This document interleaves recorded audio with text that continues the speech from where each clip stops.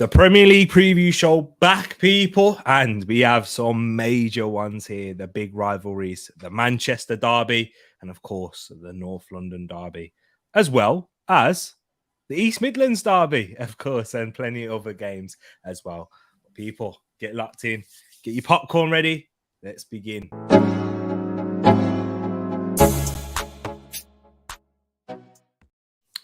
Wagwan, everyone. I hope you're doing well and welcome back to the Premier League preview show where we're here, myself and my brother, my co-host, the man himself, the admin, the everything he does behind the scenes.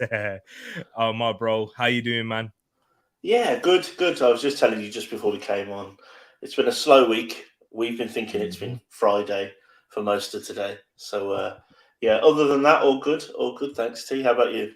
Yeah, all good. I agree with you. Yeah, I agree. It's been slow a week, and then yesterday, yeah, I had to go in the office, of course, and then today, it was manic. It was manic today at work, but yeah, so I'm feeling it.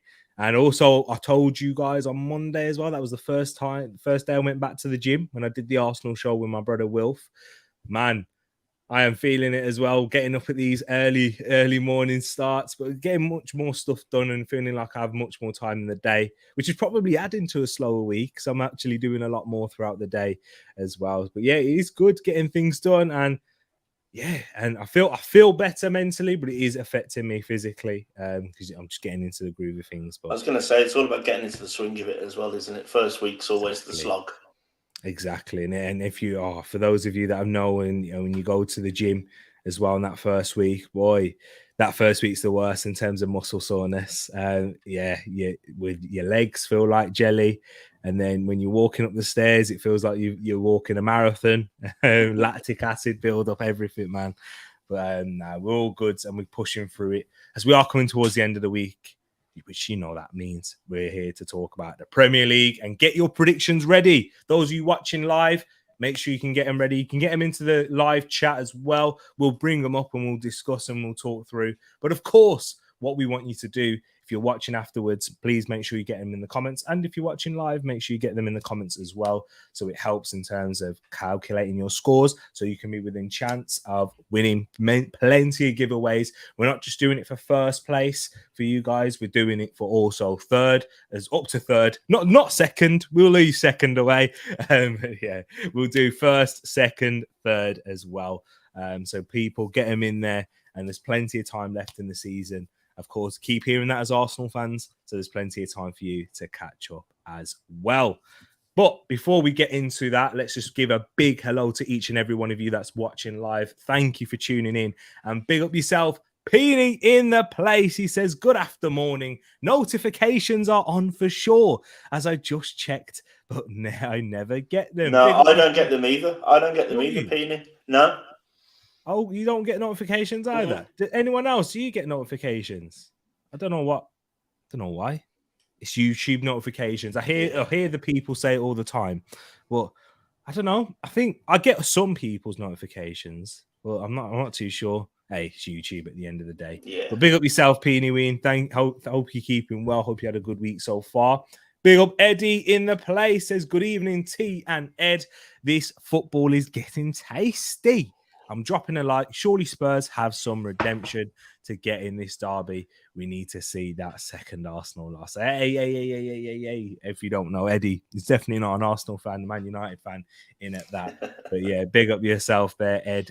We got two Eds in the place. We got Ed and Eddie. I was an Eddie once in my life. Oh, was you? That was my high school nickname, that was. Oh, wow, fair play. Hey, there you go. So we got Ed now, Eddie. And big up yourself, man. Hope you had a good week too. Red Devil Yannick saying hi. Cannot wait for the derby. Come on, United. Big up yourself. And come on, United. I don't think I've ever said that in my life, but I'm saying it now. Indeed. Josh is in the place, and they're in the semi-final. And you can see here he's happy. Tell me, Ma. Me, Ma. We won't be home for tea. We're off to Wembley. Tell me, Ma. Hey, I'm glad I was able to translate that for you from Geordie. Big up yourself, Josh. Rolling in the place, saying big up Tereak and Ed. Huge weekend of football. Nice to see you in here, my brother. I hope you're keeping good. Paxton in here as well. Carabao Cup would be after the second leg against Barcelona for us. So slight advantage to Newcastle if we get there. Ooh, interesting. Big up yourself, Paxton. Thanks for letting us know. Luke in the place as well. Big up yourself. Evening all. Don't know about you, Tariq and fellow Gooners, but I don't enjoy North London derbies. Well, only when we win them. Yeah, you enjoy them more at the end rather than you do during it or the pre-match build-up. I do agree. It's not the most enjoyable, and especially when you lose. Like we did last season. But I hope you're well, my brother, and I hope you had a good week too. Who else we got in here? We got Tezzy in the place, popcorn ready. That's what I like to hear. Ariel in here as well. King in here saying looking forward to this. And of course, we've got Shay and Moss joining in as well. Big up each and every one of you. Thank you for your, tuning in and supporting the channel in each and every way. We really do appreciate you all.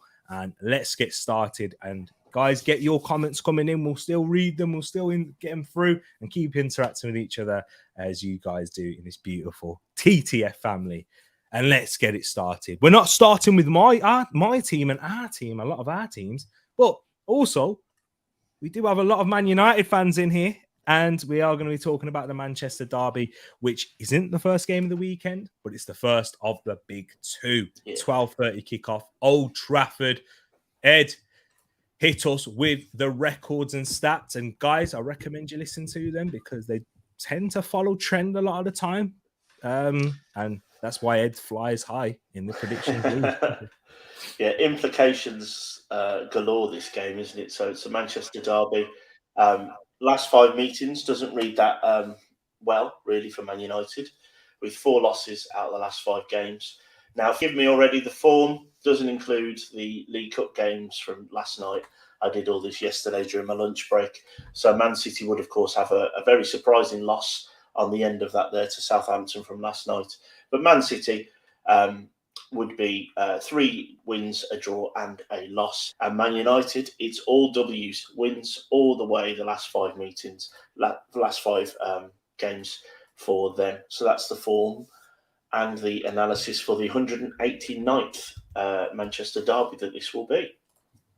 Wow, interesting for that there. In terms of injury news, suspensions and those things, do talk about the home side first. Of course, I'm sure you know it by now, but they have agreed a deal with Wout Weghorst. I'm guessing that's how you pronounce it.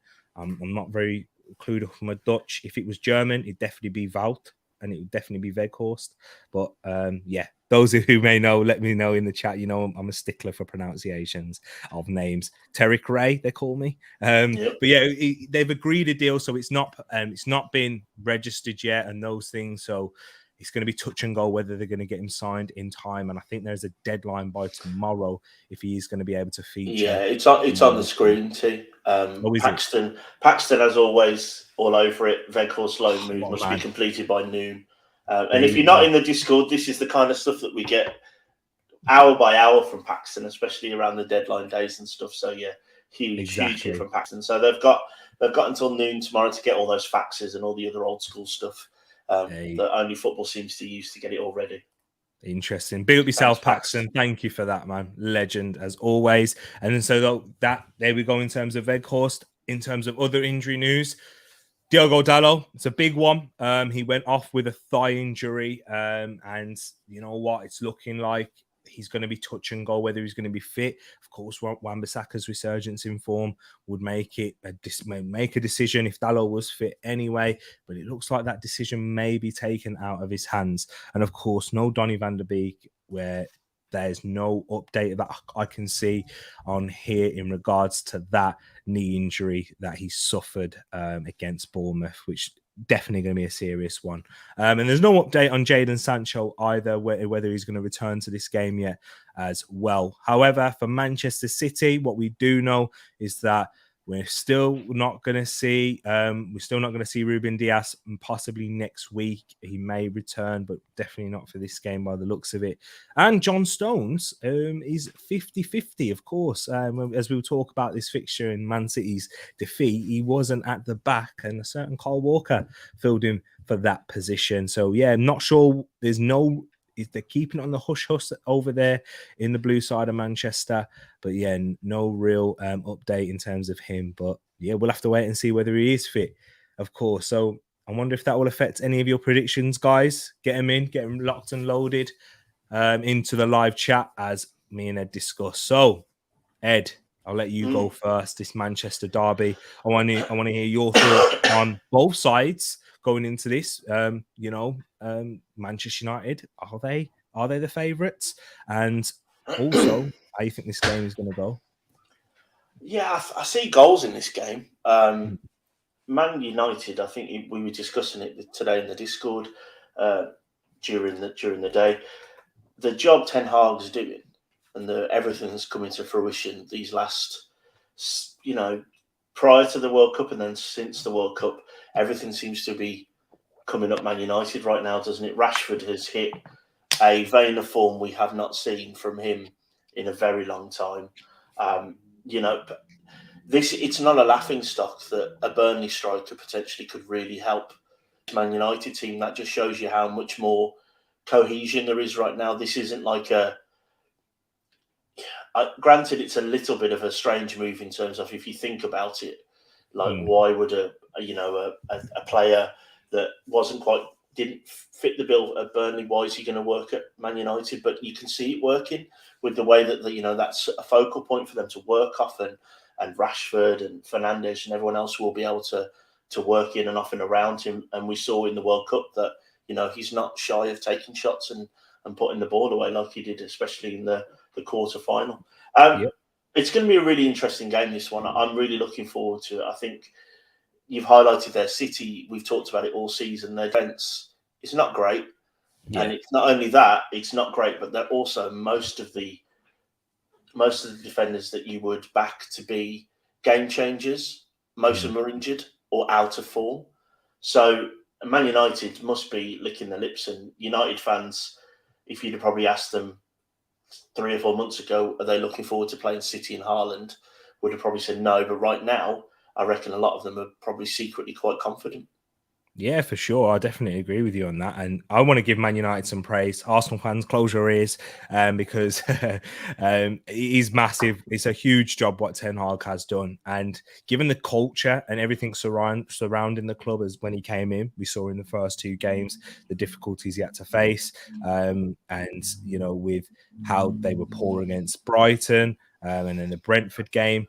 And then you've seen a massive change since then. The 3rd game against Liverpool, where they were written off, and we all said that Liverpool were going to easily win that one there. And what he's been able to build and bringing in Casemiro, taking his time with him, and really improving a lot of these players that didn't receive that level of coaching before with Ole Gunnar Solskjaer, because he's not a coach who's going to look to develop players. He was more of as a coach, I would say, in terms of. It's mad to say he's more of someone who's going to pick the team, and you have to have players who are ready, who are going to do that job, who are already built, and that's the best way he thrived even at Manchester United, was just mainly to help with that sort of culture, which was ruined for plenty of other reasons, and doing it under an ownership which has been awful as well.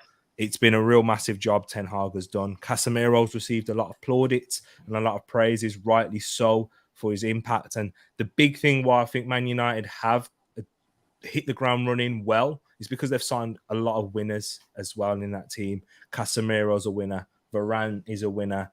And when you're giving them the right atmosphere and the right ethic in terms of, how he's even treated Rashford. Of course, everyone's spoken about the Ronaldo situation. And those things, they've set the precedent. And this is where those leaders, those winners can get to thrive and shine and really feel a part and have that responsibility. And they have done that well. And I think that's added into their form. Rashford is on ridiculous form at the moment. And once again, coaching has really supported him, and having someone to tell him this is where I want you to be. This is how I want you to stand. This is how the system, the team is going to work to get the best out of you. And this is all I need you to do. And just give me that effort, give me that work rate. And we've seen other coaches in the Premier League do that. And Ten Hag's done really well so far. Manchester City, though, we all know how fluid they are going forward at times, and the threat that they pose with Haaland, with the creative players like a De Bruyne, like a Bernardo Silva, Gundogan making those late runs into the box, Grealish, Foden, to create for the ever-present Haaland and, you know, the inevitable Haaland who's going to score. But going backwards, it's nowhere near as strong as it has been. And City do tend to go through this sort of transition, though, don't they, bro? In terms of, you know, we saw it when Liverpool won the league. It was easy. And it's not to take away from anything away from Liverpool, but the fact that they was able to create such a gap, which didn't happen the season before or the seasons following that, kind of shows you that Man City tend to go through this transition. So I am feeling a lot less doubtful now in terms of City being able to carry on this run and go on those, you know, when I say carry on this run, do what everyone expects City to do. Yeah. They're just going to go on this 15-game run where they'll overtake Arsenal. Arsenal will slip up a couple times, how the narratives go in, and City, but they will just keep on winning and then they'll make it impossible. I don't think that's going to happen with this Manchester City team, bro. Do you agree with that? Do you think that they will? No, I don't think they will either. I think we've seen this season the fits and starts in their performances. I mean, the Fulham game, you know, it was a last gasp penalty, wasn't it? I think from Haaland that saw them through, or a last minute goal. We've seen that they are. We've seen that they're susceptible. We've seen they do have poor performances like this. My team a couple of seasons ago did the double over them. Palace have caused them problems, and their defence, I know King mentioned it right at the start of the season, and we've been talking about it too on our previews and stuff that we've been doing. That defence isn't great. Pep's defences, maybe overall, throughout his career, maybe could be the thing that you would talk about as being, if he was to have a weak spot, it maybe would be the defences that he's had. Pep's thing is all about control, isn't it? If you hold the ball, exactly, the team can't score. And I think that in the Premier League is probably where we see the most challenge to that, because we will have teams that will mix it around in this league, and you will have teams that will want to give a big team such as Man City with all their stars a bloody nose. And it's maybe not as easy to dominate every single game, every single week, and every single season. So I think we do see that maybe Pep's best line of defence is to hold on to the ball and to attack. It can and has, over the period he's been at Manchester City, been something that has been his downfall. That and his, every now and again, his weird tinkering that he's done in the Champions League, for example. But I think if you were to ask me now what my prediction is, I can think that there's going to be goals in this game. I'm more confident of Man United, especially with them being at home. But I'm going to go for Man City to blink again in this title race. And I think it's going to be 2-2. 2-2 draw. Is that what you're going for? Yeah. Okay. Before I go into what my prediction is and how I think the game's going to go, I want to see what some of the guys in the comments are saying, talking about the game, before we get into your predictions as well in here. So, because we've got a lot of interaction. Big up yourself, people. I really do appreciate this here. And me and Ed do the work that you, just being here and spending some time with us. Smash that like button if you don't mind as well. It really does support the channel. Pack saying this is why I wanted Erik Ten Hag over Poch. Can see what you're saying there. Ten Hag is more of a stickler. He's more of a disciplinarian, very similar to Mikel Arteta in that sense. Whereas Poch, do you know what? Pax, I just thought of this. Poch was a disciplinarian whilst he was at Tottenham, but that PSG job has really haunted him in that sense. I don't think anyone can be a disciplinarian when you got a club that's functioning like that. Do you understand? And I guess that means if Poch was to come at you, then he wouldn't necessarily have those reins to be a disciplinarian, whereas Erik Ten Hag doesn't care. A little bit more, in his reputation was in stronger tact at the time of coming in, so he wasn't going to bend and fold for anyone. So I hear that. Roland saying Ten Hag is building a winning culture, just need a trophy to solidify it. Yep, indeed.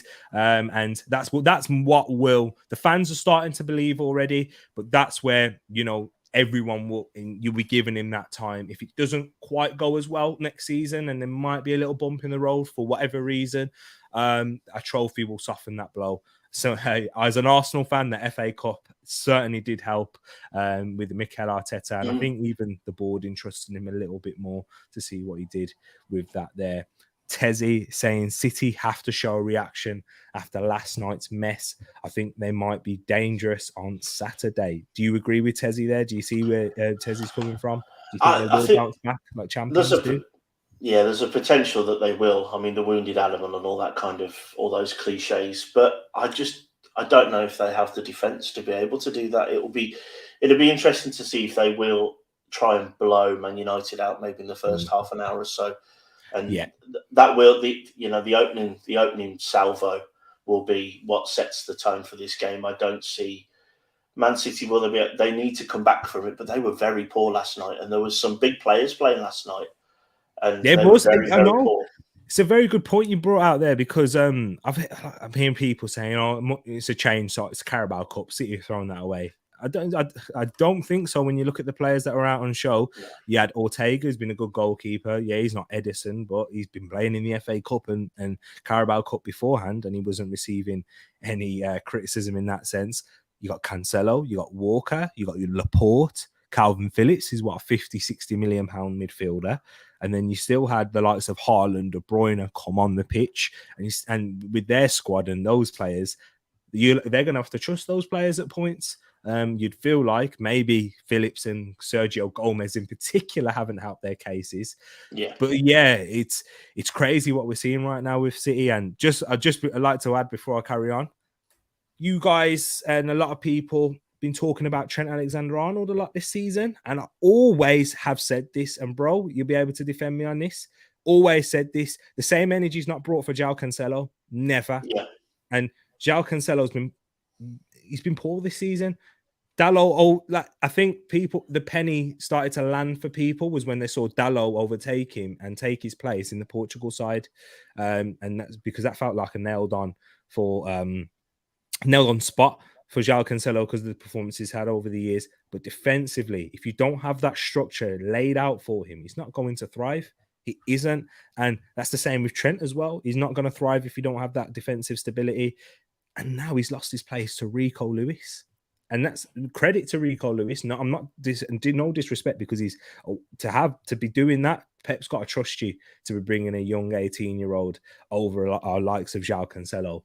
But it shows that there's clearly everything's not right there in that sense. And I don't think City structurally are defensively sound, and maybe you can't accommodate for a player like Cancelo anymore if you don't have that stability. Or not without the stable centre backs, I would say.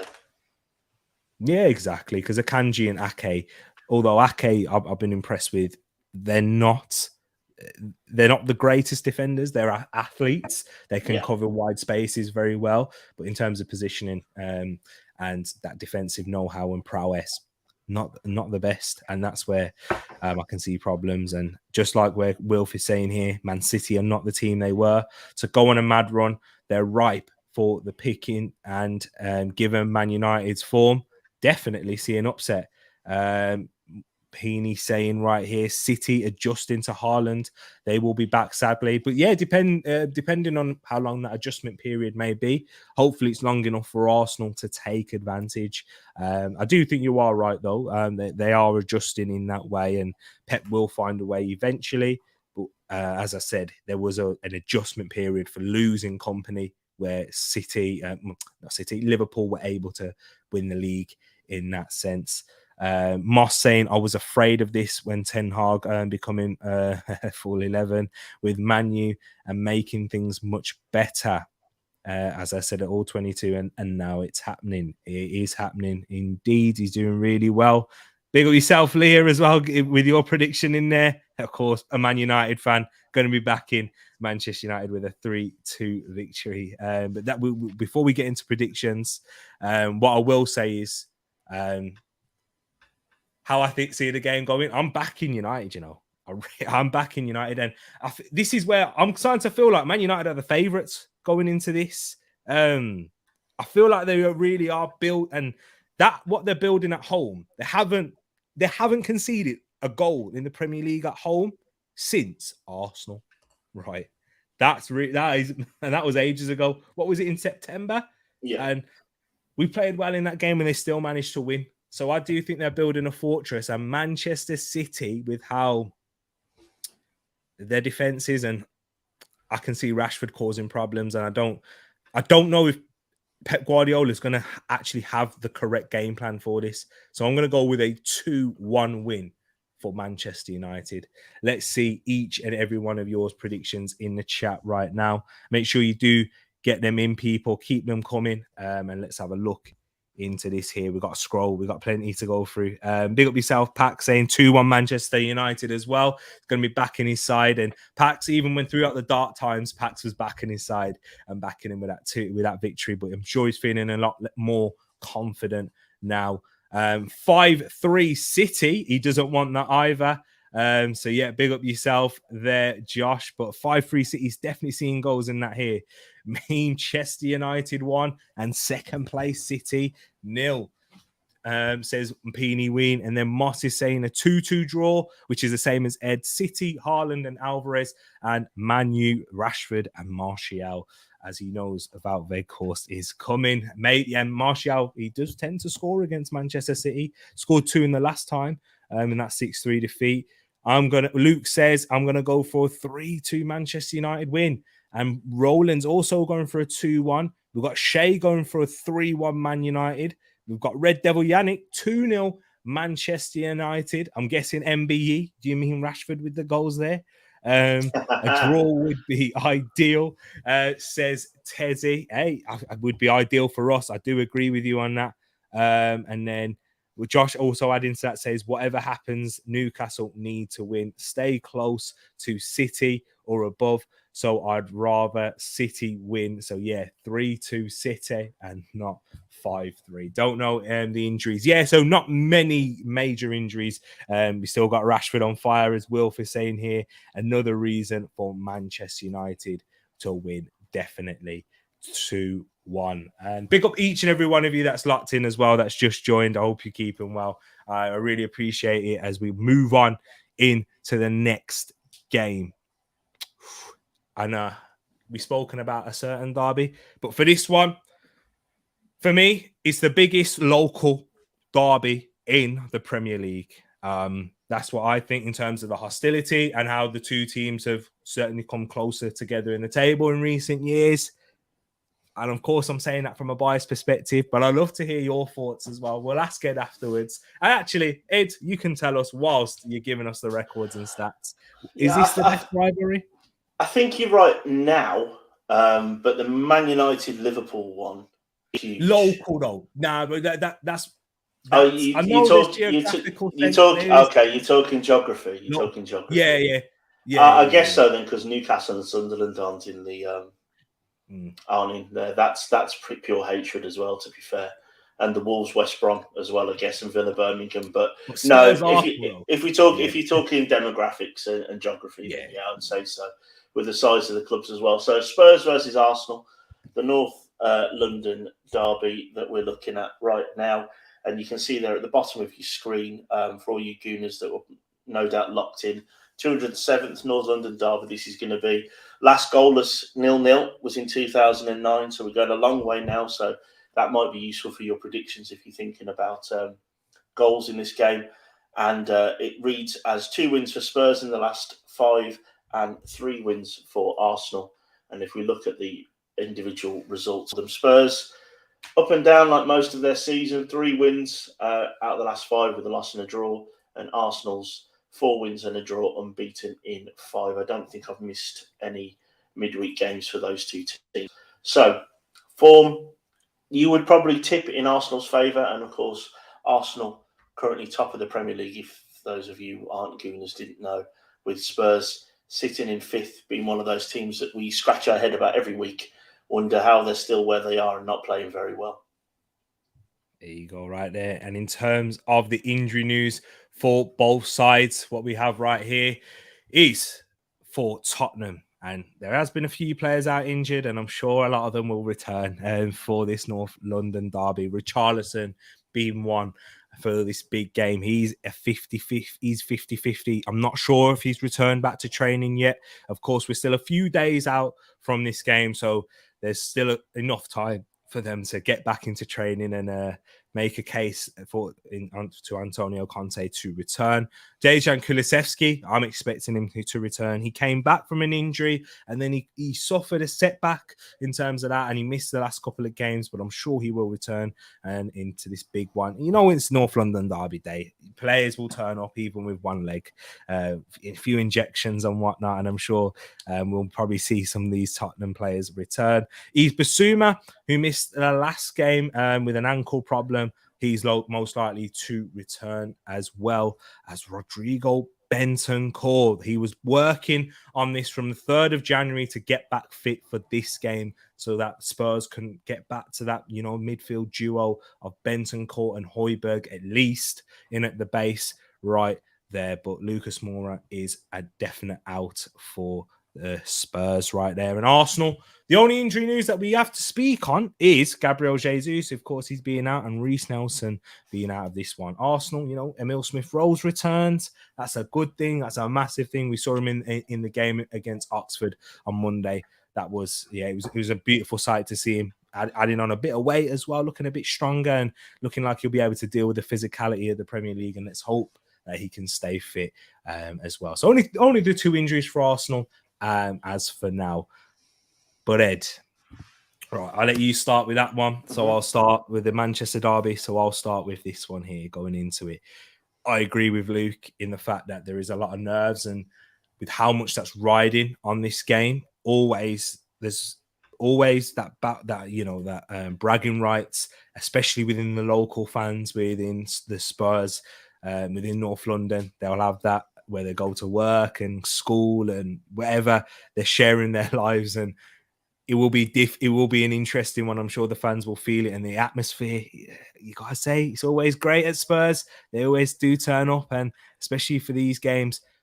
But if Arsenal can have this fast start that we've continued to show throughout the season, we will cause problems. And Spurs are notorious slow starters as well. So if we can continue on our trajectory and how we perform in these games, and don't let the occasion override us, and really take those key points and those lessons from last season's game where there was so much riding on it, where Champions League qualification for Arsenal was in touching distance. It was a win away from it. And to be honest, with how the games even fell, it was a point away from it. If we would have done it, if we'd have grabbed that point, we'd have done enough, but we could have secured it with a win there. So, yeah, this is going to be a massive test for Arsenal. The tests keep on coming for this young side, for Arteta. I know there's a few questions. Is Arteta holding his nerve? Is he getting a bit anxious?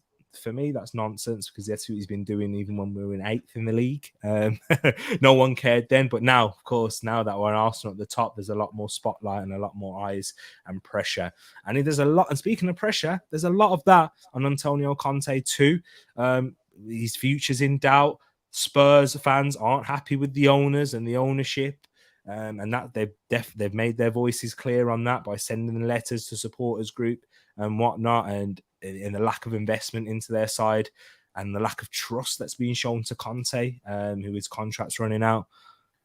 I do think it's going to be a difficult one in that sense. But before I give my prediction, I'd like to hear your thoughts, bro, on this between Spurs, their form going into it, and Arsenal. I don't get the Spurs team. I don't. They let. It feels weird, and I'm stumbling over my words. I think I'm really confident in getting the 3 points in this game. The way Spurs start games recently, it's so poor, and against this Arsenal team with the attacking prowess that you have, and the defense is good. You know what I mean? I know they have Harry Kane, and it's all ifs, buts, and maybes if Kulusevski comes back. I don't rate this Spurs team whatsoever right now. And I'm still scratching my head. Honestly, I've clicked on my Premier League tab that I have open so I can see where everyone is. And I still don't quite know how they're 5th when every week, bar a couple of odd performances, I've wondered why they're sticking with this Conte plan. I don't get this. They've not backed him. They've bought players, and Conte doesn't stick around if people don't spend money. Money's been spent on that team. Their defence is where they need to spend the money, and they haven't been spending it there for me. I think I'm really back quietly confident and competent Arsenal winning this game, and I get the apprehension from Luke and from yourself and other people about it's a North London derby. Arsenal are currently top. You've been burned a lot, Arsenal fans. You don't need me to tell you that you've been in situations and let it slip even in recent years. But this is a different Arsenal team with leaders on that pitch. Xhaka, Partey, Gabriel, all leaders. Saka's one of those quiet leaders. Ramsdale's a madman. I just don't think that on paper the harrowing that this could be Eddie Nketiah's game, harrowing that back line, getting on top of those Spurs defenders that don't, to quote a Dad's Army quote, they don't like it up them. I just think he's going to harry and press, and it's going to be Saka and Martinelli to make the most out of those things, and Ødegaard pulling the strings. I just don't think this Tottenham team's very good, and I think we've seen whenever they come up against teams with a plan, teams that are willing to attack them and to give them a bloody nose, they don't do well with it, and they are still so heavily reliant on Kane, especially even more so now. Son is really not the player he was, and he might have had that iconic ripping off the mask moment a few weeks ago, but he is still very much a streaky player, and the streaks are getting longer in between when he plays well. I think this is a confident Arsenal team with a confident and competent manager against a sporadically decent team. Even during one game, they can look really good and look poor. I'm going to give you my prediction now. I know I went first in the last one, but I think it's going to be a 3-1 Arsenal win. I'll be definitely happy with that. Definitely. The reason why there is always apprehension going into this, there's been not, I wouldn't say better Arsenal teams, because this is the best Arsenal team that's performed in the Premier League, but there's certainly been worse Spurs teams at home which caused trouble in the North London derby. I'm sure those of you who are old enough to know this as well, where Spurs have been irrelevant in those things. But in these derby games, the home team, there is a lot riding on it. And Spurs, I'm hoping that the fact that we will cause them problems early on, as I think we did in the last game at not White Hart Lane, in the last time we played at their stadium. We started the better side on the front foot. Spurs were sat back, and until that soft penalty decision, the fans were quiet, and there was a lot of nerves creeping around, and Spurs weren't exactly performing at their best then either. But then, of course, those big moments, those changed the game. And Arsenal, this is going to be one of those tests, and this is going to be a huge one, because we've seen the tests that we faced at home this season against Liverpool. Who else have we played at home? Spurs, of course. And when we played those two teams in that period, a lot of fans, not Arsenal fans, but non-Arsenal fans, were looking around and saying this is going to be the test for Arsenal if they can come over this and come through these games and win those games, or at least come with 4 points, and came out with 6. This one away from home, where we're going to have to dig in, show that mental grit as well, which I'm sure we do have. I know we do have to go through so many games. We certainly need to be in those moments. And guys, can we not forget that Harry Kane is probably in the best form any striker has shown, if it wasn't for Haaland, in terms of his overall performance. Harry Kane is on track to, if it wasn't for Haaland, he's on track to break the goal scoring record that it's scored in a single season for a Premier League player. And he's doing a lot more for them as well. So Tottenham, their weaknesses are glaring. However, it's all about, can we take advantage of those moments? I'm confident we can. And those are the big moments at the start. We need to be taking it. And as you said there, Eddie, this could be the game where he No, to Arsenal fans, we're gaining a lot of confidence, but to break out against a big six team, here he is, Paxton's comment. If Eddie can score in this game, I'll take back all my criticism and hail the mighty Wilf. And the reason is because that's the next step now for Eddie in his Arsenal career and his career. In these big games, these crunch moments, big six sides, take it by the scruff of the neck. Even if we don't have a great performance, but if you can do that and show that killer instinct, hey, there you go. And that's where it's going to be massive. I'm going to go with a tighter game. I'm going to go with a 1-0 Arsenal win. I think we'll be able to keep the clean sheet in this one here. If we can attack them early, we will suffer. We will have to come throughout those periods. But I'm going to go for a 1-0 Arsenal win. Anything else that you'd like to add, Ed, in terms of this game here?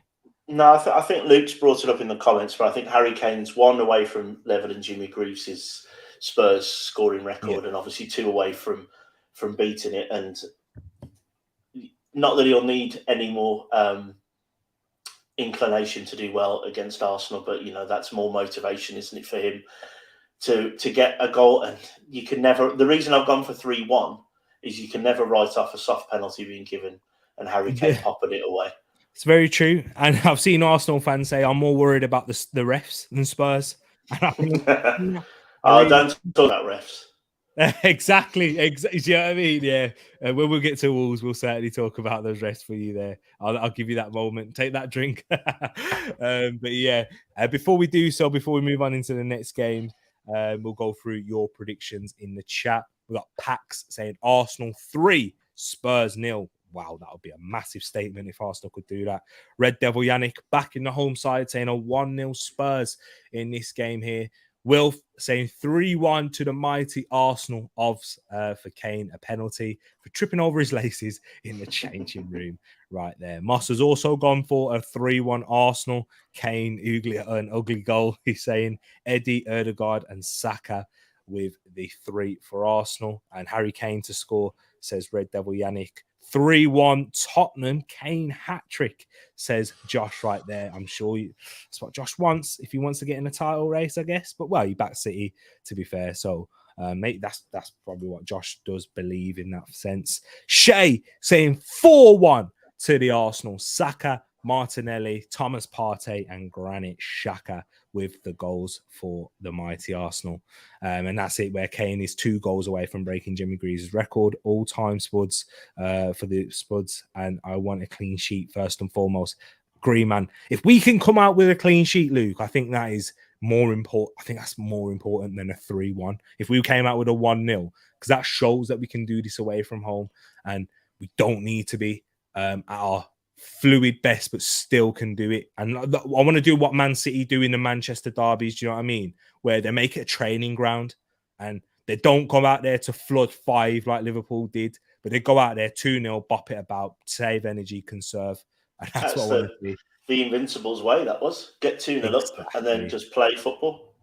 That would be ideal indeed. Peeny's question right here. Why are you both dressed in City colours? This is great. Ed's is grey, but because of the light coming from my screen, it's making it look like it's got a blue twinge to it. There's no particular, Hey, I like how you picked that out there. It's true. I am wearing City blue as well. I know I shouldn't be doing that. I should have put the red shirt on. Lee saying, how can it be a real derby if it's being played on Sunday afternoon? My local chippy has more police presence than the North London. Hey, I think that's just talk about the area you live. Yeah, you know I mean? that's a you problem. That. I think. Do you know what? It's a good chat actually, and a Sunday afternoon because the Manchester derby being early, I guess that's good in terms of police and that, and we're going within the area. Sunday. It's probably better for Spurs in terms of generating more of an atmosphere, with a few more something in the system and time to get going, and being a Sunday as well, on the last day of a weekend too. And Luke's gone for a 3-2 Arsenal win, so he's gone for goals in that one. For a man who's nervous, he's not picked a scoreline that will help him with that. That would be horrible. Oh man, that would be horrible. But people, yes, I can definitely say I will be doing a watch along for this one on Sunday. For the Man United game, I'll do a match reaction in regards to that there. So yeah, stay tuned for that on the channel. So yeah, Saturday, stay locked in. Match reaction, we'll talk about that, and we'd love to get plenty of Man United people as well in here, and Man City if we can find any as well. Big up, we have got a few in this community, we definitely do. So it'll be great to hear from a City perspective if they're more than willing to come on, of course, and that's the same for each and every one as well. I'd love a George Graham 1-0 win to the Arsenal, though. Yeah, that's what I've gone for. I've backed a 1-0 win to the mighty Arsenal. As we move on now into the next game, here we are. Brighton versus Liverpool. It is a big one. It's a 3 o'clock kickoff. Interesting between both sides. Two very good sides. Well, Brighton are a very good side. Liverpool not so much. But Ed, hit us with the last 5 meetings, the records and stats going into this one here. See, it's really interesting you say that, because Brighton are actually underneath Liverpool, but you wouldn't think that with the in the table. You wouldn't think that in the way that the narrative is right now, would you?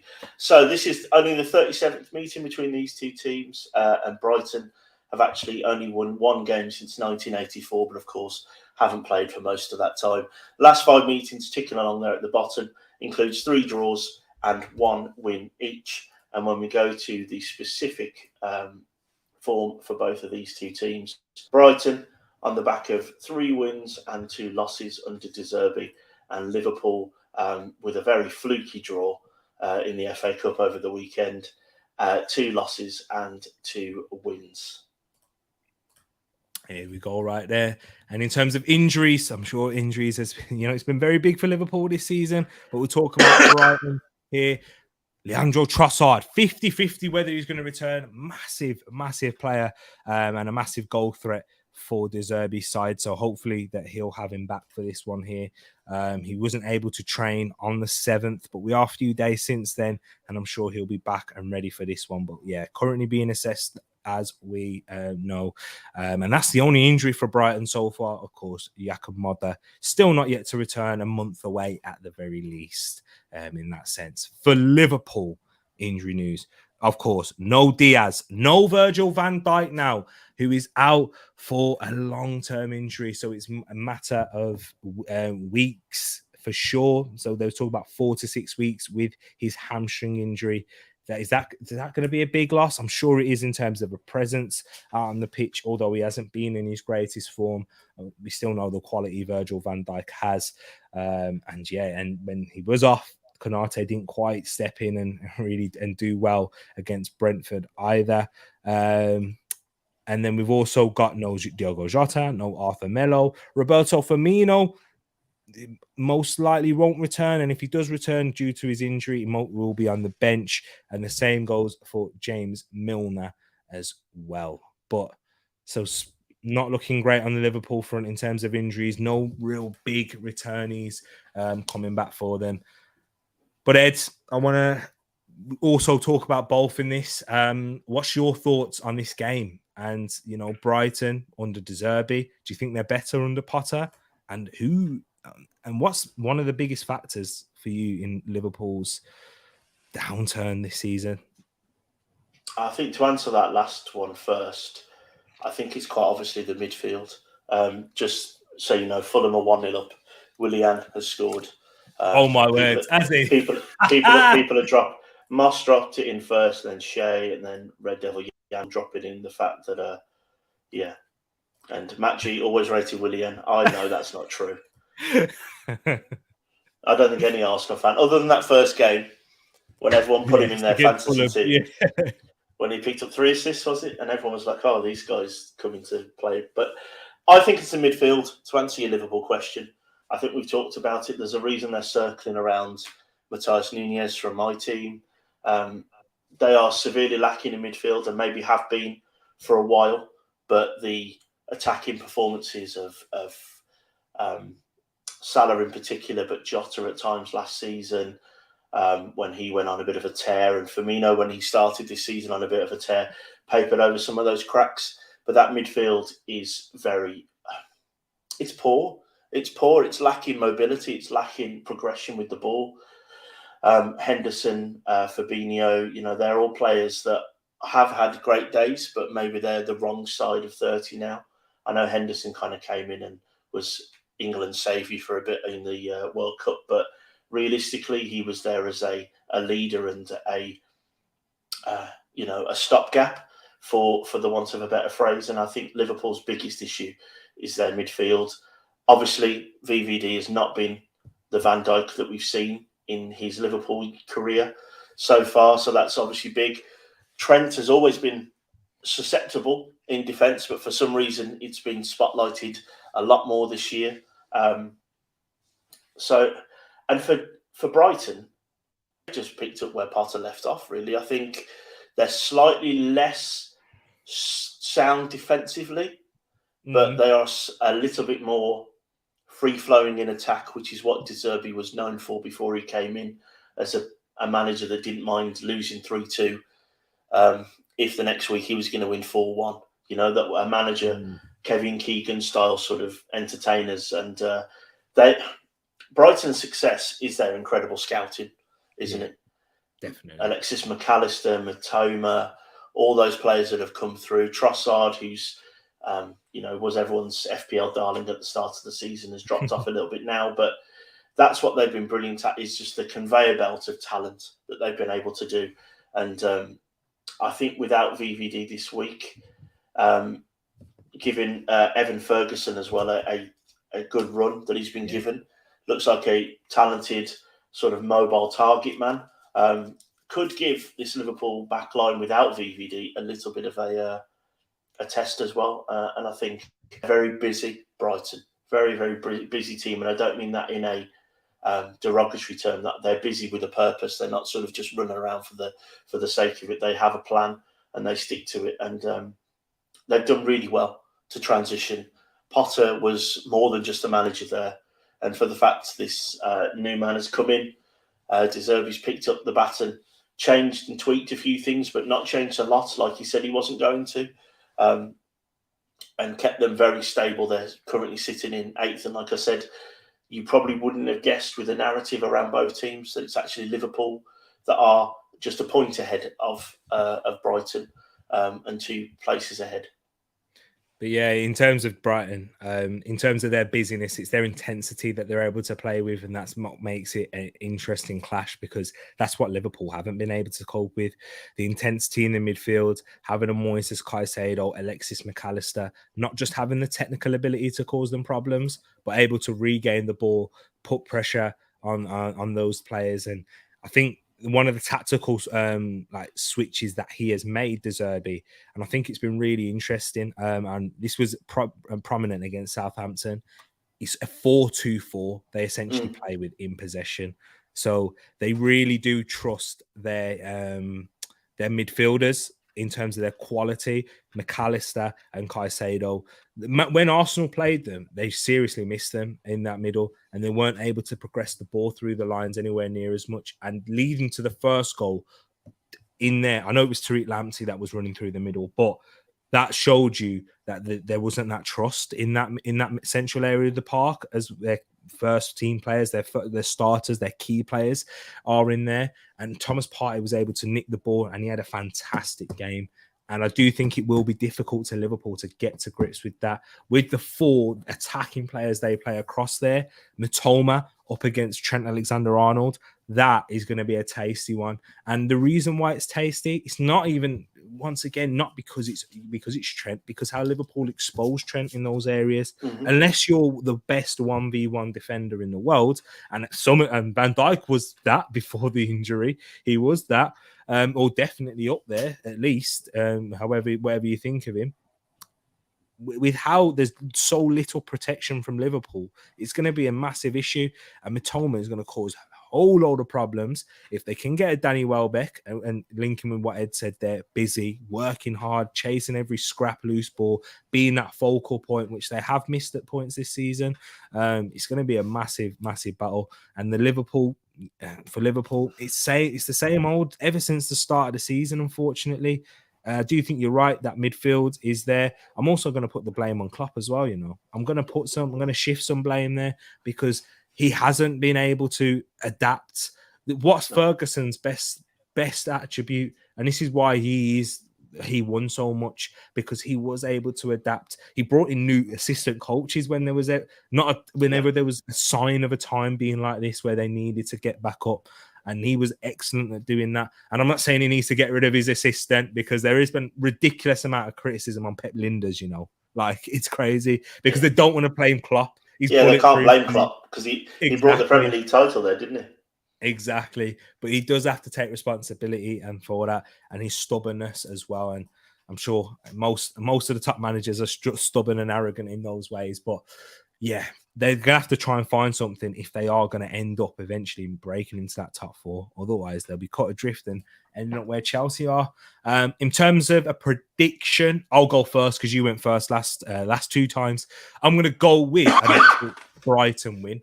I'm going to go for a 3-2 Brighton win in that sense. I think there's going to be goals in it. And yeah, what about you, bro? What are you predicting? Yeah, I've gone for Brighton as well, and I've gone maybe a little bit more conservative with a 2-1 Brighton win.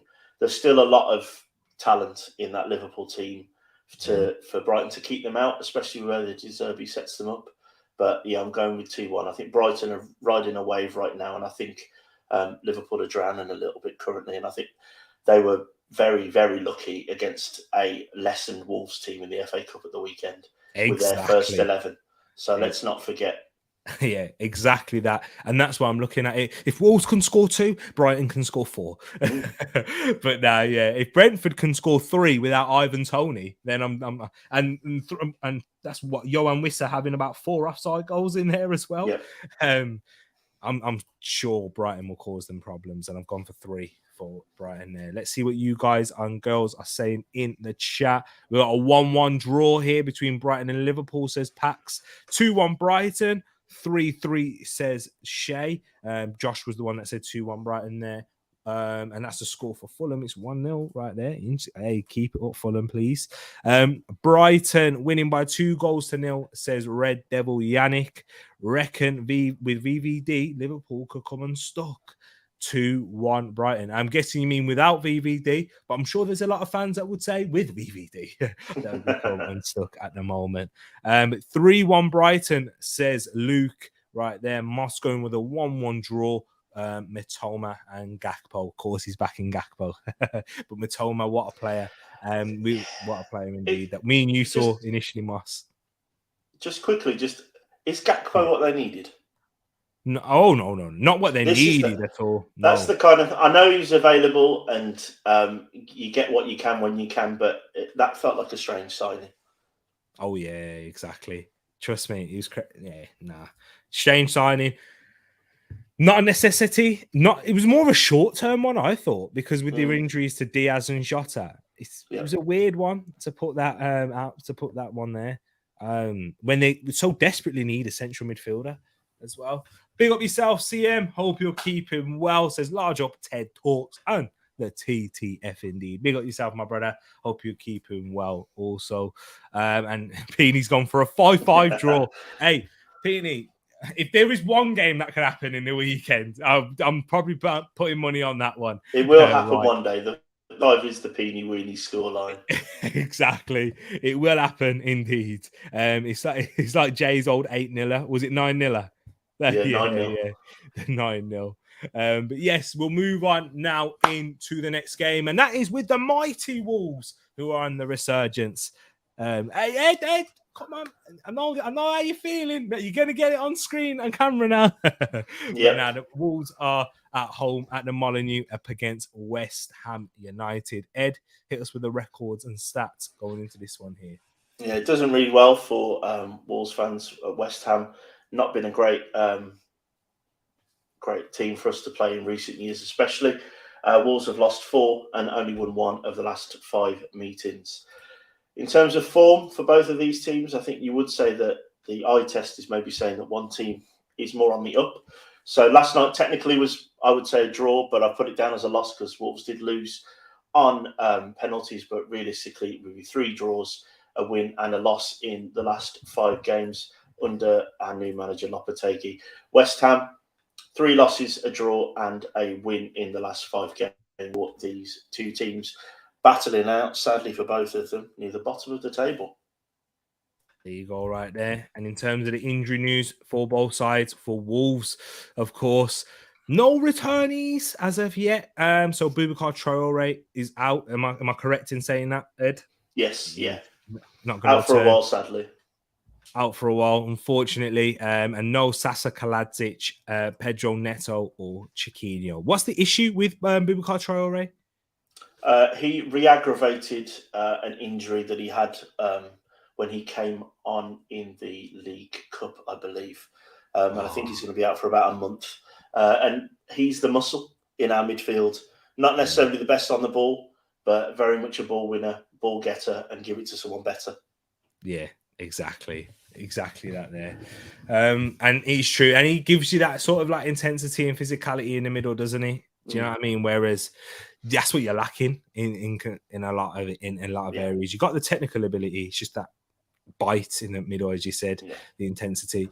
But Ed, of course, talk about your mighty Wolves. Let's hear your thoughts on Wolves. You know, the last 2 games that you've had, very, very unfortunate. Liverpool got robbed. Nottingham Forest got robbed for me. Do you saw that push in the box with on Nunez? Yeah, pushing his boot off. Yeah. A player lost his boot, was pushed over. There's no VAR, no nothing. You know, this isn't the time for conspiracies, but this might be the first time I've ever believed in one. The Liverpool one, if you look and hear any sort of, I'm not on Twitter, but people send me stuff, and the conspiracies around the Liverpool game where the linesman gave the decision. However, there's videos out there of Wolves fan cams and stuff showing the linesman running back towards the halfway line because he'd given the goal. And then there's a little discussion between the ref and the linesman via their microphones, and all of a sudden the lino puts his flag up. Definitely some strange and not great decisions, and how VAR doesn't have a camera in the right place at Anfield. I don't get it. In terms of where I feel with Wolves, I've never been more confident of my team in the last 2 or 3 seasons, and we currently sit 19th and very much down the bottom of the table. Lopetegui's come in, changed systems. Chinese owners, Fosun, splashing the cash. We've signed Cunha today, spending that 40 million or 50 million, whatever it was, the ridiculous money that we agreed to. We've already signed him up. He looks very good off the bench. Jimenez has come back and scored 2 in 3. Who knows if this is him coming back to his best? I would never. I won't say. I'll say it at the end of the season. If he carries on, if he gets 6 or 7 by the end of the season, then who knows? But Cunha looks busy. Lopetegui's a rock star. I'm relatively confident in us surviving this year, and hopefully this has maybe been the shot in the arm that our owners needed to say that we actually do need to invest in this team behind the scenes and on the pitch. I agree with you there. I do agree with everything that you say about Wolves. In terms of West Ham, it's a massive downturn for them. It is looking tricky, and it's looking like David Moyes, he's not getting that trust anymore from the fans. It's going back to how it was when it was in his initial spell there. He's done an excellent job so far with those players. But I think the signings that West Ham have made, they've tried to progress too soon with David Moyes as the manager. Mm-hmm. I don't think they are David Moyes players in Scamacca and Paqueta, and that's not in terms of, you know, it's not any disrespect to either of them and it's criticism of either of them. It's just in terms of a match. Paqueta's someone who works really hard, and he's a very good presser, and he does a lot of he presses really well if you have a look at his statistics, but even a lot of running distance covered. So I can see why he was attractive for David Moyes, and he maybe could got a little bit of that Jesse Lingard form from him, but it's not quite worked out so far, and it's not adapted to this to David Moyes and way of thinking and in England. And Scamacca struggled with injuries as well as Mikel Antonio and struggled to really make an impact. And those are two big players that were really needed to push on. The future of Declan Rice is up in the air. Arsenal being heavily linked with him now. I'd love that, absolutely, by the way. If you're a long-time subscriber of the channel, we got a few of you in here. I'm sure a lot of you would know that when there was a big whole Rice and Phillips debate. But yeah, I'm definitely on the team Declan Rice side. But I can't see this ending well for West Ham. It's not looking like there's going to be too much investment in the summer, in the January window either, unless we may see some movement towards the end with loans or opportunities arising. And I think they're going to struggle. And I wouldn't be surprised if we see David Moyes sacked at some point in this season, unfortunately, if West Ham keep on this downward slide. My prediction, because you went twice, you went twice in a row, so I'll go twice in a row for you now. I'm backing Wolves, as Ed's praised them so highly. I believe in what Lopetegui's doing, and I'm gonna go for a 2-0 Wolves win. Yeah, that's the reaction of Ed. I feel like that's what he's gone for as well. Yeah. I'll write all mine down in advance to make sure I don't change my mind, unless the injuries and stuff. But I changed to go with my first thoughts. Yeah, I've gone for 2-0 as well. I'm hoping that the ideal for me is a Cunha goal and a Jimenez goal, just to keep that momentum going. I'm hoping this is the game that Costa drops to the bench and Cunha starts. Yes, it should be the game. Well, Cunha, I think he's already activated the release clause about the buyout obligation. Today. It was 3 appearances, wasn't it? Yeah, I like today. You guys are clever, man, in the market, because that's basically you've got a January signing without paying until the summer. Buy now, pay later, Klarna. Klarna signing. Exactly that. Let's see what you guys and girls are saying in the chat in terms of predictions. What we have here is Pax saying a 1-0 Wolves win. Jimenez. You know when Paxton's coming back saying Jimenez, the Wolves goal to score. He's believing. He's believing. I want to see Prime Jimenez back, man. What a striker he was.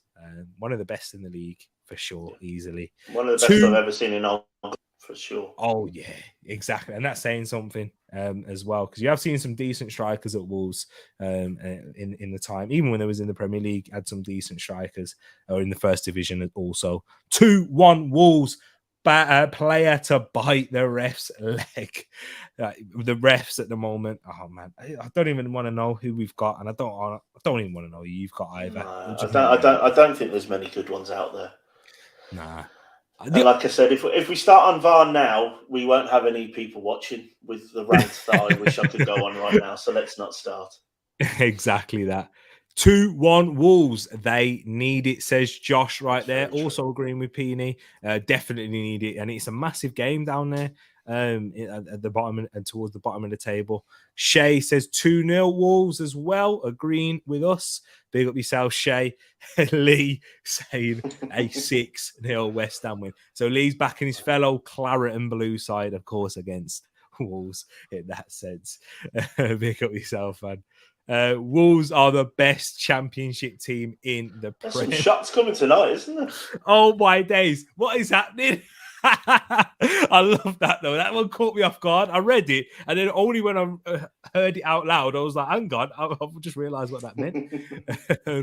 2-0 Wolves. Lopetegui going out to feast. Yeah, indeed. Was he a former goalkeeper as well? Yeah, he was. And he's currently on a run of 3 games in a row getting yellow cards, kicking off at the refs. So 2. He's had 2. He's had 2 in the last 2 games. So let's go for a hat trick. Oh yeah, fair enough. There you go. I wonder what happens if he gets that hat trick so early on as well. What a man! As he said, like a rock star. He's here for a good time, not a long time. Oh yeah, I think that's the truth. 2-1 Wolves. Raul and Cunha hammers that sketchy Italian in Scamacca. That's what Martin said saying there. And Ed, believe in conspiracies, bro. They are real. The truth is out there. Indeed, when it comes to these referees, for sure. Don't know why they're giving Forest like they're a big team. They're not that anymore. Just like Villa, though, isn't it? Past glories. That's what they're living off. They won the European Cup once. Exactly. At least you had VAR for the Sheffield first goal. But no off. Yeah, no VAR. If there's no VAR in one FA Cup game, there shouldn't be any. Definitely agree with you I on that. agree. That it doesn't work with the integrity of the competition. It's bizarre. I would get rid of it for the whole tournament. But like, if you're going to bring it in, quarterfinals at least has to be within the quarterfinals. I wouldn't have it in the whole tournament. If you can't have it everywhere, don't have it at all. The only way it could come in technically would be the semis when it goes to neutral grounds, because you still might have a non-Premier League ground, mightn't you, in the quarters? Who knows? So yeah, true. I guess you could probably work it easier with, like, you know, the cameras and whatnot because of the television. But yeah, as you said, it would be interesting. If they can fit billboards there at non-league stadiums and get the interactive ones that are all moving and that, then I'm sure they'll be able to get VAR going. 2-0 Wolves as well, says Red Devil Yannick. Moyes getting the sack in the morning by the looks of it. 2-1 Wolves, says CM. Moving soon for work. I need to go to Wolverhampton for 2 weeks training, so it should be fun. Hey, Josh, man. Hey, I hope you have a good time. And yeah, if you want anything, hey, give us a shout, Josh, man. OG member of the TTF. And yeah, man, I hope it all goes well for you as well in sunny Wolverhampton. So yes, let's move on into the next game that we have right here. And that is, what is it? Is it Forest versus Leicester? The East Midlands derby. So yeah, we had the two derbies at the start. Now we've got the East Midlands between Forest and Leicester. Ed, hit us with the records and stats in this one here. Yeah, so for Forest and Leicester, realistically, they haven't played each other for a long time, other than in the Championship in sort of the early 2000s. So don't worry too much about those last 5 meetings down there with the 2 losses, 2 wins, and a draw between the two teams. And if we look at their stats, that should include sort of Forest's penalty win or draw, however you want to look at it, from yesterday. But they're on the back of 2 losses, 2 wins, and a draw before last night. And Leicester's form, back to the start of the season form, with only the 1 win in the last 4 games for these 2 East Midlands sides. We'll certainly talk about that after we get through the injury news for both sides. Of course, it's going to be difficult to get the injury news out of Nottingham Forest, given the fact that they played just last night, less than 24 hours ago. But what we do know is that Jesse Lingard won't be fit. He's out with a hamstring injury, and it's as simple as that. Literally, that's what it says right here. So he's not going to return until early next month. Musa Niakate won't return for this game either. The game comes too soon for him. Taiwo Owanyi, who is a definite fans' favourite for the Forest fans, he's going to have a late fitness test, touch and go, whether he's going to be fit with that groin injury he suffered. Nico Williams had a head injury, facial injury, but yeah, it's going to be touch and go whether he returns. I'm sure they're going to have to follow a few protocols for that one there. And also onto the injury list that won't return is Biancone, Omar Richards, Cheku Kouyaté, and Willy Bolly seemed to have twisted his ankle. Very bad injury last night. Was it a bad one? Limped off very heavily. That's a shame. Respect to Willy Bolly for not celebrating, because he had a good time at Wolves, but it just ended sadly in the end. For Forest and Leicester, bro, what's your thoughts on Nottingham Forest? As I've been backing them all season, and then the last prediction show, I said I think they might get relegated, and now they look like they're going to be staying up. Yeah, they're a strange team. The stats and everything that happened in last night's game do show that Wolves had more of the ball, had more shots. Henderson had a bit of a not resurgence. He's been brilliant all season, hasn't he, for them? Kept them out a lot last night. There's still all this sort of the chat about the fact they've signed 25 players, and they're still very much a strange team with a good manager, good coach, clearly, to get that team of sort of misfits. Sounds unfortunate, but last year they were a hodgepodge of loan players and players on 1-year deals, and he managed to get a tune out of them. And he's been able to do it in fits and starts this year. Still not overly confident that this team, with the players they have, they are very championship level. Their defence for me still screams championship to me. And that's a big issue, I think, as we get into the business end of the season. But I have been impressed. I've been impressed with the fans. The fans make a lot of noise. I've been impressed with the their attitude of the us against them kind of mentality they've got going.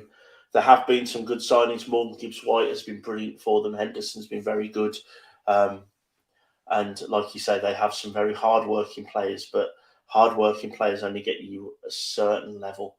And although I may not have, I think I'm going to go for a draw in this game to hedge my bet straight away and to let you know straight away. But I'm still not overly confident in what I've seen of Forest. I saw them live in the game Wolves against Forest at the start of the season in the league, when Wolves won 1-0 with two strange penalty game where probably neither of them were penalties without VAR. They weren't very good in that game, and Wolves were neither. Still managed to beat them, and that still rings in my mind that they are still very much a hodgepodge team made up of a lot of Championship players in the most competitive league in the world. Yeah, I do hear what you're saying in that aspect when it comes to Forest. And for Leicester, very inconsistent. The Foxes started the season very slowly. Brendan Rodgers, his job was in doubt, and then they went on a ridiculous run where they were even winning games away from home. 4-0. And 4-0 against you. And that was a scoreline that flattered them. But yeah, they went on to win 3 games away from home in a row at that point. That's ridiculous form. And then you also had a good performance against City in there also. But then returning back, they have played against Newcastle and Liverpool, not the easiest sides there. And they were very, very unfortunate against Liverpool in that sense. And then losing to Fulham at home, that's the game where you'd certainly want Leicester to bounce back. And it looks like that Maddison injury is the biggest factor in it. And that break in the season didn't come at a great time for them. And do you know what? For that reason, that's why I'm backing for a Forest win. And I agree with you in the sense that it's still not great at Forest. They are getting over the line in terms of some results. But I think the key factor is at home. At home, they're going to need to turn that into a fortress. It's fair play to the City ground. Even when they were much worse at the start of the season, where it was clear there was a lack of cohesion and no team chemistry, and they didn't look like they were going to build upon anything, whilst they were rock bottom of the league. I do think that they have got something going there in terms of the atmosphere, and that will really carry him over the line in certain games. Morgan Gibbs-White, I've been impressed with him since his move there. He went for a big price tag. Even though he may not have performed at a high level in every game, but the fact that I like his attitude and how he's been willing to take risks. Probably getting a bit too cocky at times, with the celebration at the club that made him. I didn't like that celebration personally. No, there's no need for it. Like in that sense, like he's local. He's a local lad. I get it. He was treated quite badly by the fans on social media in particular. But yeah, but I get sometimes you have to rise above for the move, but when at that price, I'm sure Wolves were probably going to drive the taxi for him. Do you know what I mean? And at the time where you needed more, it's not like you were administration, but you need money for reinforcements and whatnot. So I don't think it's a bad sale for either. It's taken that step, that move, and where he's going to be trusted a little bit more, and his position that he plays. Wolves didn't play in that system at the time, did you? And where to get the best out of Gibbs-White. He's not a box-to-box midfielder. He's definitely more of like a second striker type player in that sense, that needs to be much closer to the goal and does his work there. So I guess the move made sense, but yeah, I hear that he's a young lad in it at the end of the day. Yeah, exactly. Young, inexperienced, and it was. Yeah. There was some horrible stuff said. People came after his girlfriend and loads of other stuff as well. So people went personal quickly. So I get it. Okay, fair enough then. Yeah, that's fair. I understand it now. But what I will say is I'm going to back Forest with a win. I'm going to go for a 2-1 Nottingham Forest win. I feel like I'm gone safe with a few 2-1s today. I think there's a lot of people in the chat, in the TTF, that are going with Forest as well, I think. Yeah. Hey, home side. You're not alone. There you go. And it's quite good, for Forest to have that turnaround. What, they lose 4-0 at home in their first one? Was it 4-0? Am I correct? No, Newcastle. Was it Newcastle? No, against Leicester in the first game. when they first played each other. It was a Monday night game, if I'm correct. Let us So, know. It's having a look. I'll check. Yeah. You'll double check whilst I run through the comments. Week 9, they lost 4-0. You're right. Oh, were they? Hey, I don't know why I remember such things. I couldn't remember what I had for breakfast. Why you do this thing? Exactly. But Paxton, he's gone for a Leicester win. Paxton, Hometown. This is local. Yeah, exactly. I was thinking, he's gone a bit different there, but it makes sense now. I'm adding it all together. But he's backing for his side of the East Midlands in that one there with a 2-0 Leicester win. Josh saying 5-0 Leicester. No mercy from Vardy when he gets subbed on. He's made for these types of games, isn't he, Jamie Vardy? These two are going to cancel each other out all day. And that's also what Shea has gone for as well. So Wilf and Shea agreeing with each other there. Sherwood versus Red Leicester. And Peeney's gone for 2-0 to Sherwood against Red Leicester. It is true. Robin Hood as well. What else is in Leicester? Walker's Crisp used to be. Not anymore. I always said Forest will come good in Jan because need time to make a million players come together. They got a sponsor now and everything. Exactly, it's true. That's true. Said start of the season won't go down. Stick with it, says Moss. So yeah, he's back in Forest in this sense here. 3-1 Forest, says CM right there, also back in Forest, and I agree with you in that sense. But this is the score I agree with, a 2-1 Forest win. Forest were lucky to beat Wolves on pens, but take down average Rodgers. This is me taking it seriously. Pick up yourself, Beanie Ween. I love it though. I do love it indeed. They did a little back and forth with the celebrate. Yeah, that was with Cunha.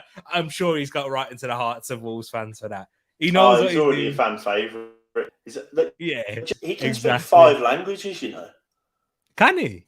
Yeah. He's if you do have like 5 minutes spare, and even if you're not that, listen to his. This is for anyone. Listen to his welcoming interview. It's ridiculous how well he can speak in English, and he speaks 4 other languages. It is. People say that football players are stupid. They're really not. No. Some of them are, but most of them are. Some of them are. Yeah, not all of them. Yeah. Slice veg probably doesn't do a great thing for our Jackie Grealish. Grealish. You know. For the Brummies, no, not for us exactly. Take it less seriously, Peony. And guys, listen to Ed right here as he said 3 more likes to get to 30 people. Let's go. Keep pushing. I really appreciate your support and share the channel as well. It really does mean a lot. And thank you for staying with us and sticking with us, people. Really appreciate it. I can only like once. Hey. New accounts and that possibly. I'm joking. No. But thank you, Peony. I really appreciate the like right there. But yes, Shay's got a question for you here.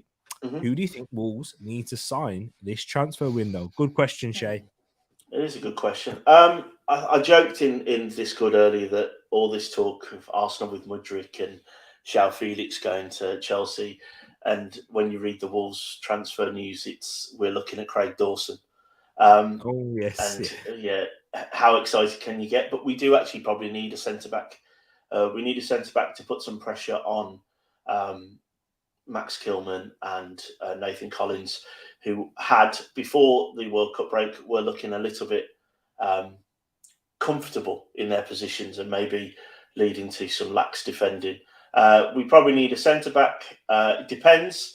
If Lopetegui goes to 3 at the back, which a lot of people think he is, then Semedo will be a fine right wing-back. But if we stick with back 4, I'd love us to sign a right-back, and Semedo can go to Chelsea for all the money they're throwing at people. I'd love Graham to come knocking for him. So a centre-back, a right-back, and we need some kind of midfielder that is over 5'6". Yeah, I think an attack we're fine. Costa as an impact sub. Cunha looks incredible. Raul, as long as he stays as fit as he is now, will be fine to keep going. You know, Neves, Moutinho, perfect professionals in midfield. That'll be fine too. But Bueno looks. If you're not on Bueno in FPL, get into it. He's 3.9 and he'll play every week under Lopetegui because he's Spanish. Is this Bueno? Hey, thanks for letting me know. I was Baller. thinking of getting him into there Baller. as well, saving some money in those areas. I appreciate that one there. So yes, big up Shay for the question Thanks, as well. Shay. Really appreciate that. And into the next fixture that we have right here. Guys, I can't even remember. So, but it is Everton. We're in another relegation battle, Everton versus Southampton. Everton versus Southampton right here, people. So, Ed, hit us with the records and stats for this one here for the clash at the bottom. Yeah, so no draws in the last 5 games, with 3 wins for Everton and 2 wins for Southampton. Everton's form, look away now, any Toffee fans, not great. We've got 4 losses and a draw in the last 5 games for Frank Lampard's Everton. And Nathan Jones, of course, picking up a historic win last night for Southampton. That should read 3 wins and 2 losses for them. Of course, this was all done prior to the League Cup games from last. There you go, right there. In terms of injury news for Everton, we're still not going to see Nathan Patterson, James Garner, Michael Keane, who's been linked with a move away to Southampton, if I'm correct. Mm-hmm. So definitely wouldn't see him anyway, if that's the case. No Alex Iwobi and Andros Townsend as well. And for the Saints, in terms of the big injury news, no Armel Bella-Kotchap. That's a big one. He's tweaked his knee, according to Nathan Jones. So yeah, he's going to be out for a few weeks. Well, he might return next week in regards to that one there. No Carlos Alcaraz, who's their new signing. He's going to have a late fitness test. It's not a fitness test. Sorry, it's in regards to the visa. So waiting on a new visa, of course. It is much harder now for footballers, given the new rules by FIFA that was encouraged and through Brexit, and it's more on a point system now, so it's harder for players to get visas in that sense. So we got Theo Walcott also out as Tino Livramento and Alex McCarthy as well. But Ed, so Everton, surely this has to be last chance saloon for Frank Lampard now if he's going to stay at this job. You would think so, because not only, obviously, is it important for them to win, but a win here does put Southampton dead last, doesn't it? It will make it 6 points ahead of them instead of, 3 points as it is right now. This will be the first potential chance for a team to be not stranded, but left alone at the bottom. And they're not playing very well, are they? The fans aren't with Frank anymore. The fans aren't with the club anymore. The fans aren't with the board.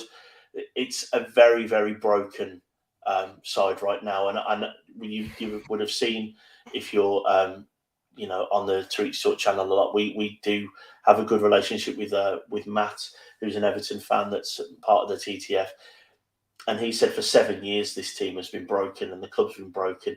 The money that's been splashed out on number 10s and attacking players, when the issues have always been in the defence, is mind-boggling. The money's been spent in all the wrong places, pushing for this move to a new stadium when realistically their position in the Premier League has been under scrutiny for a good few seasons now.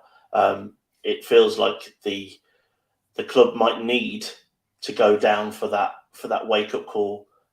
He's even said that himself, but of course that's easier said than done, to come straight back up from probably the second most competitive league in the world, which is the Championship.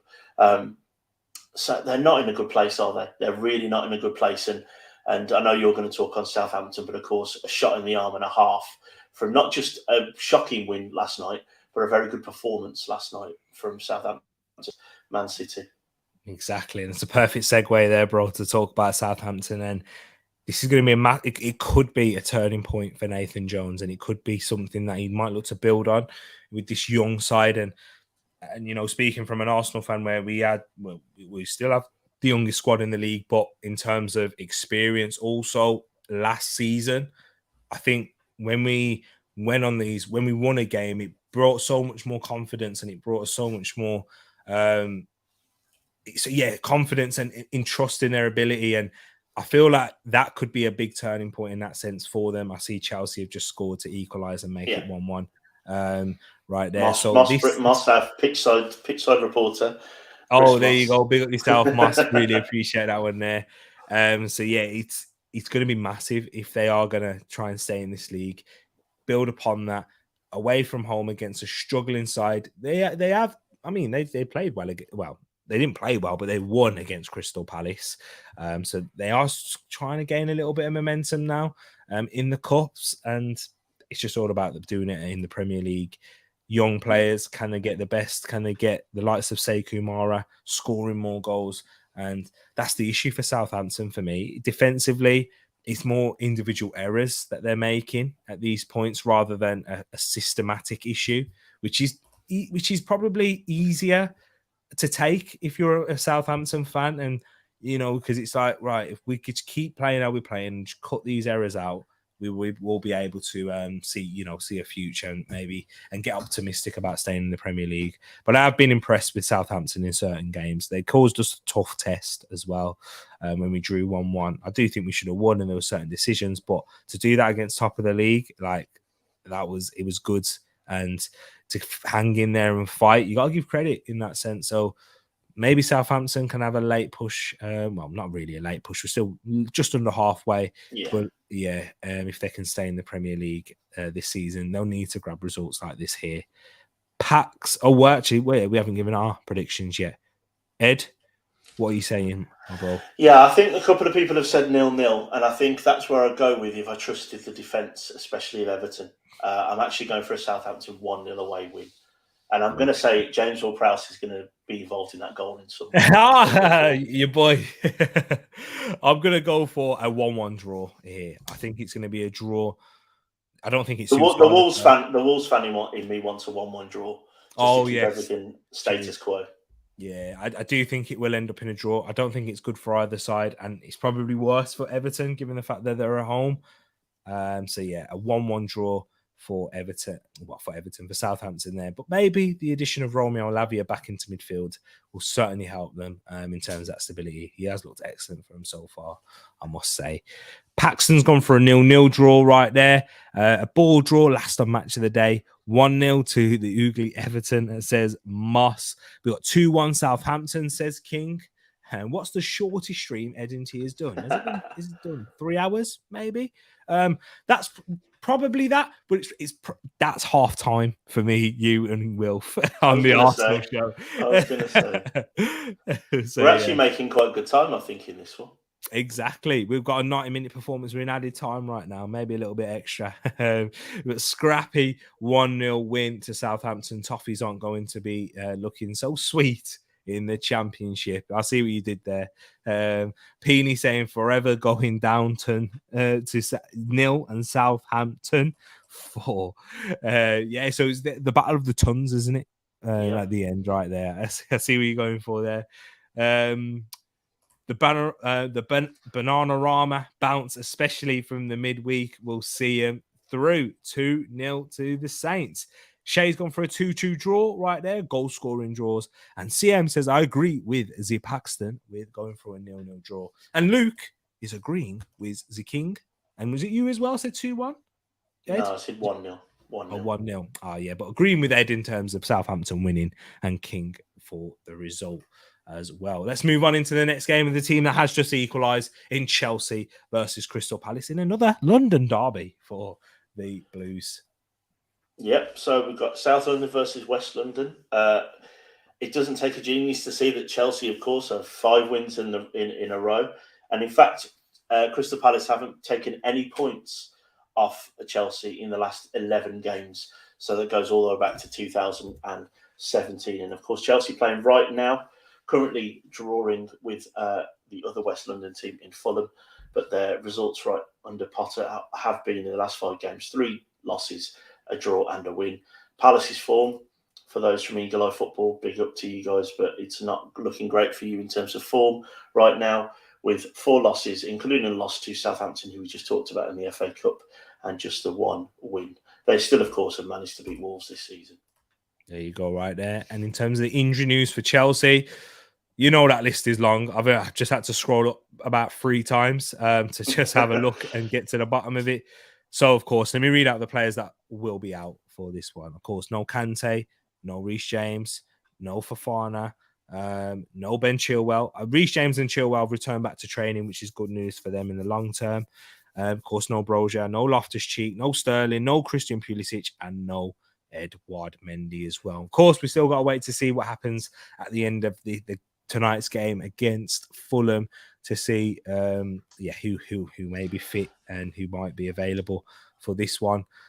It's tough actually the next couple of days for Chelsea in that sense. But for Crystal Palace, who will be watching this game with keen eyes, Tyreek Mitchell, I'm sure he's returning, isn't he? He's back for this game after his third the third match, I'm sure. Yeah, so Tyreek Mitchell is returning. I'm sure that's a massive boost for Crystal Palace, who certainly need it at this moment in time. But they will not have James McArthur or Nathan Ferguson. Ever since this channel started, unfortunately, Nathan Ferguson, I remember seeing him when we first started doing the Premier League preview shows. It's just never fit, and he's really struggling with injuries. And it's a shame. It is a shame because West Brom. That's where he made his name at such a young age, and he was getting man of the match performances at 18 in the Championship. And it's a shame that his career has been heavily affected by injuries. But maybe you could have a great comeback. We'll have to wait and see. But Ed, in terms of this game for you here, the home side Chelsea drawing 1-1. It'd be interesting to hear your thoughts, especially on the João Felix deal as well. It's a bit like what we talked about with Gakpo for me. Great player. Is he what Chelsea need right now? I don't think the answer is yes to that question. João Felix is someone who you give the ball and you have people around him to slot things in. And other than Sterling to get him behind, all you've got at Chelsea is a load of people that want the ball to their feet.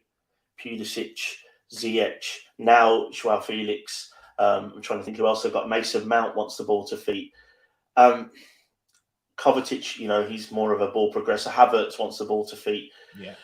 I just don't think he's a wonderful player, and anyone that thinks otherwise, they're wrong. He's a great footballer. But is he what Chelsea need right now? I don't think so. Is he what they need right now in terms of progression?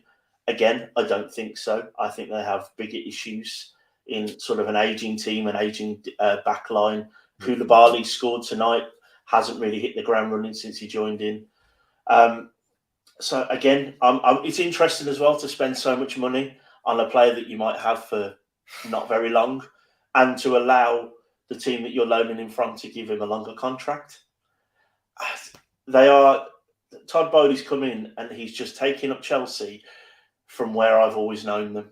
The rich kids from the rich part of London that just spend money even if it's not necessary.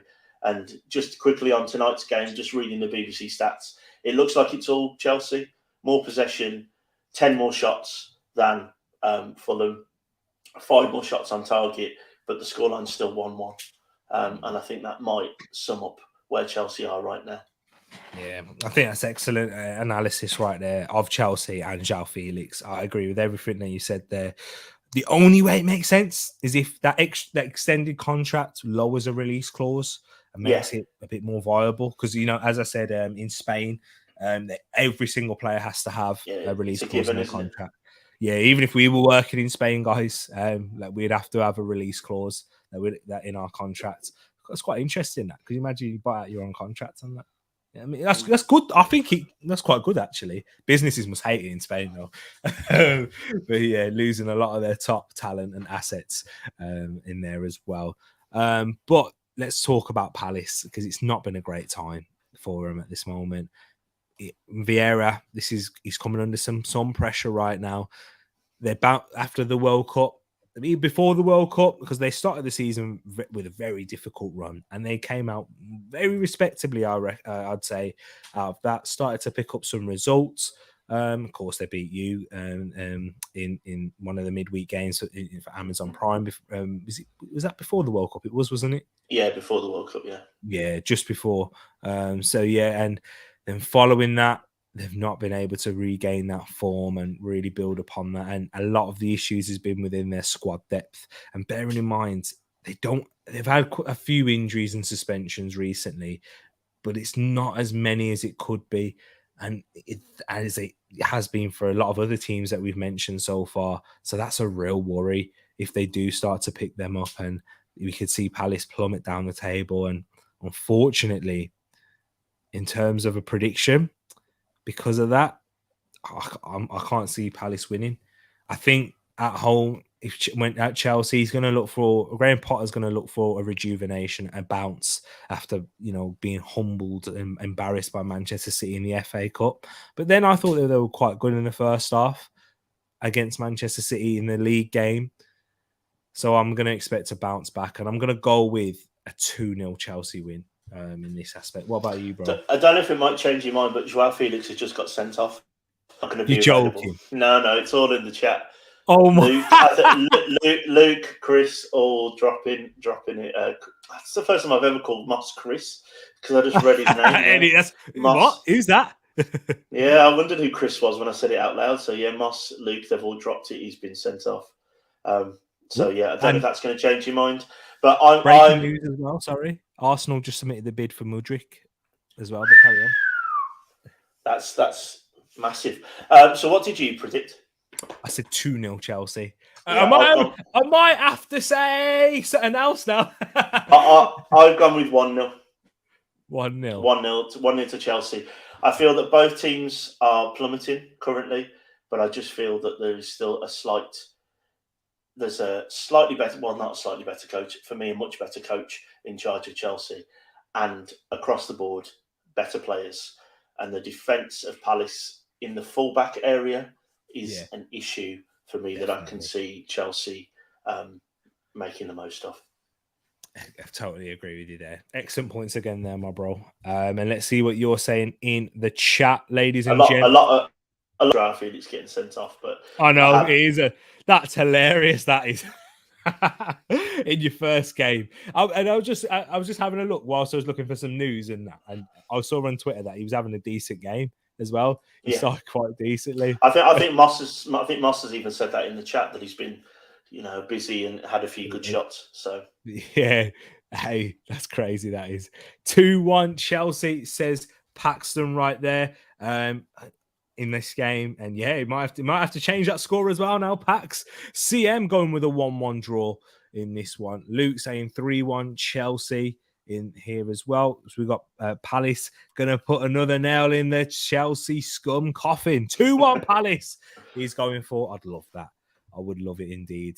1-1 in this game. King is saying 2-1 Chelsea, says Shay.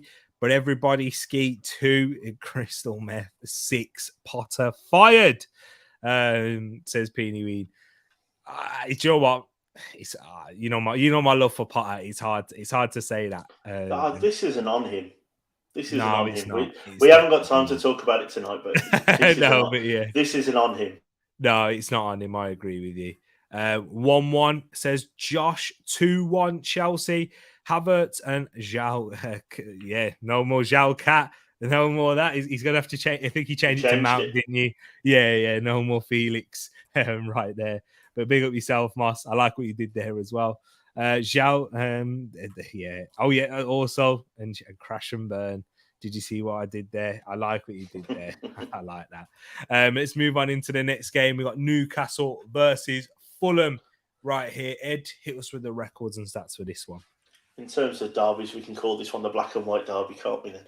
Yes. So last 5 meetings reads very well for Josh and his fellow Newcastle fans, with unbeaten in 5 against these teams, which goes back a while, I think, now, these fixtures.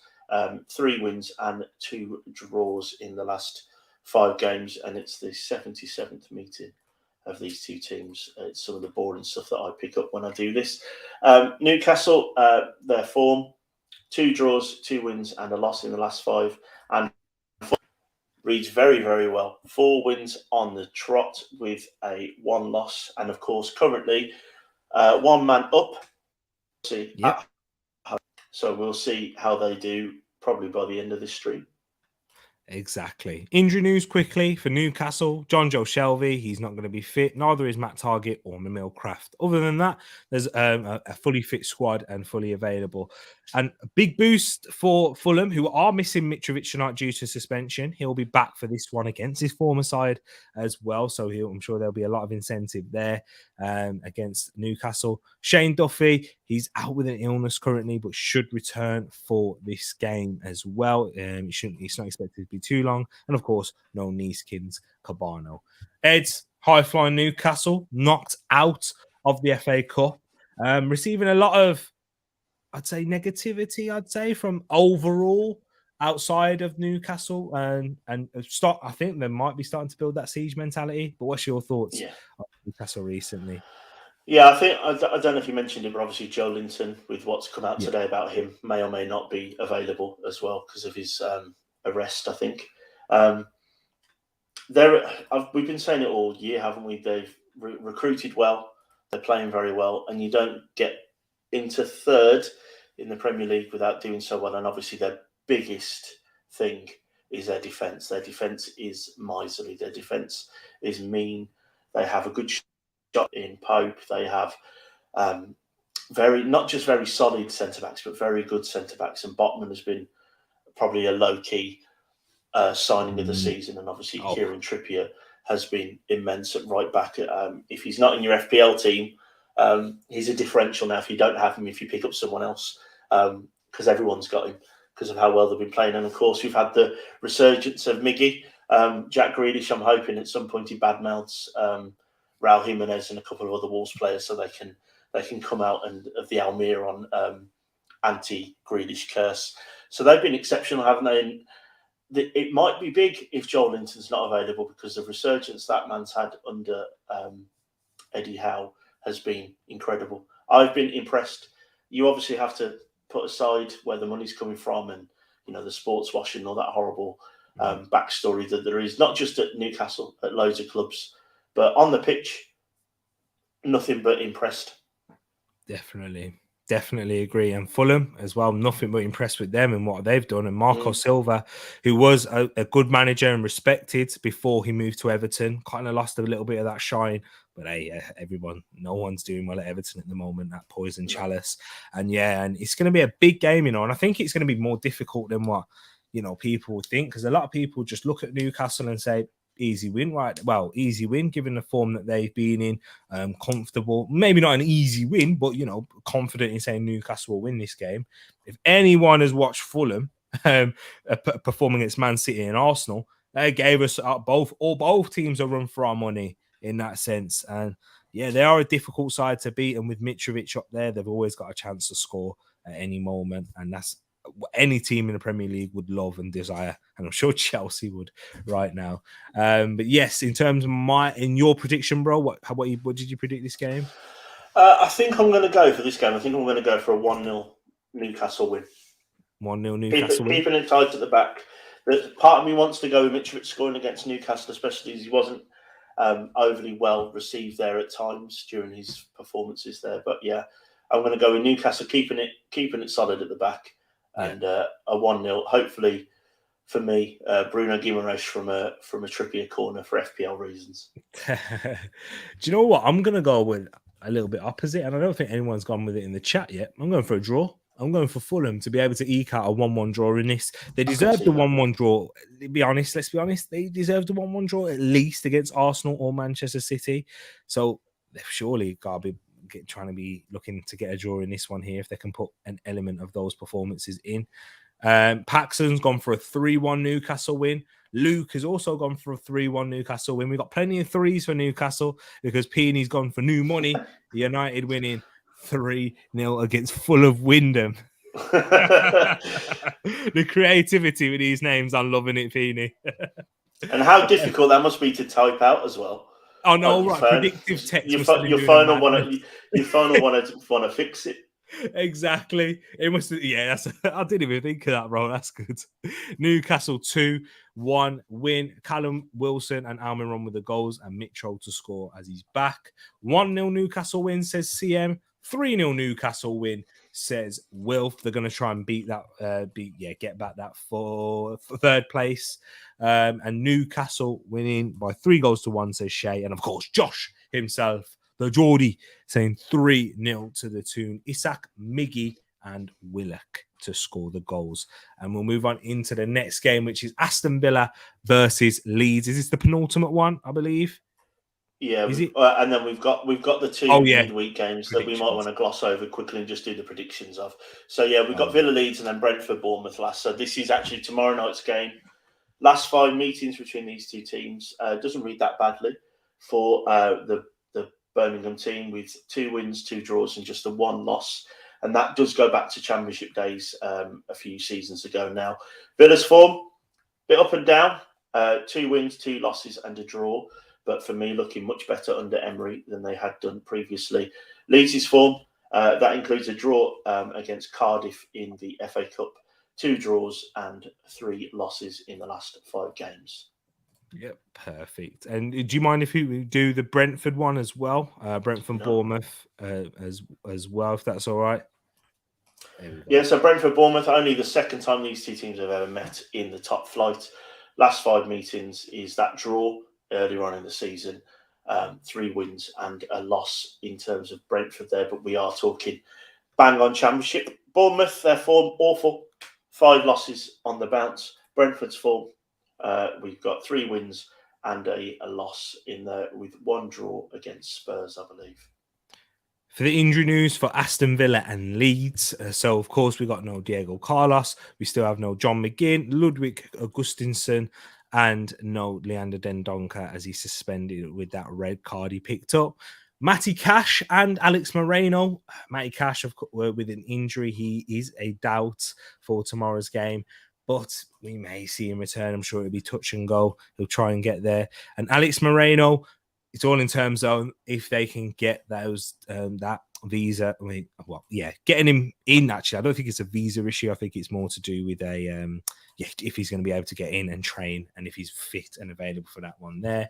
For Leeds, what we have for them is we have no Crescencio Somerville's picked up another injury, unfortunately. That's going to give him a month setback, as well as Sinisterra and Archie Gray and Stuart Dallas. However, Patrick Bamford should be fit and available for this one. And if they can keep Patrick Bamford fit, he's had a bit of a fall off. Not as great as Jimenez, because he wasn't at that level. But he was at a very good level where he got an England call-up, Patrick Bamford, but his body's just broken down and he's not been able to keep it up.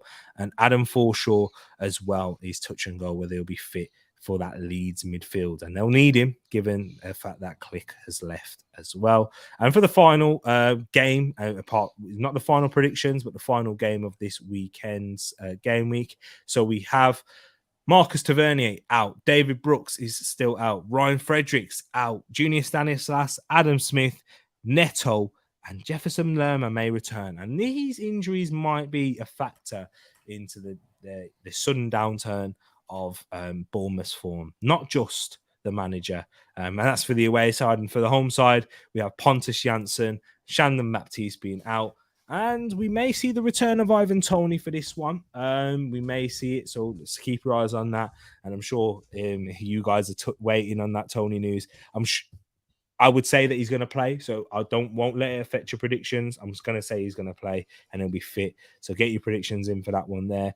Aaron Hickey, he could return for this game, and so could Frank Onyeka, but most likely see both of those on the bench. Ed, for the Villa game, Aston Villa, Unai Emery signing Alex Moreno, linked with Matteo Guendouzi. How do you think that he's going to do well with them this season, or do you think it might be a bit of a topsy-turvy one in the end? I think topsy-turvy is probably what it's going to be, because there's going to be a lot of players and transition, I think, from the way Gerrard was playing to now how he wants to. I think that's quite natural.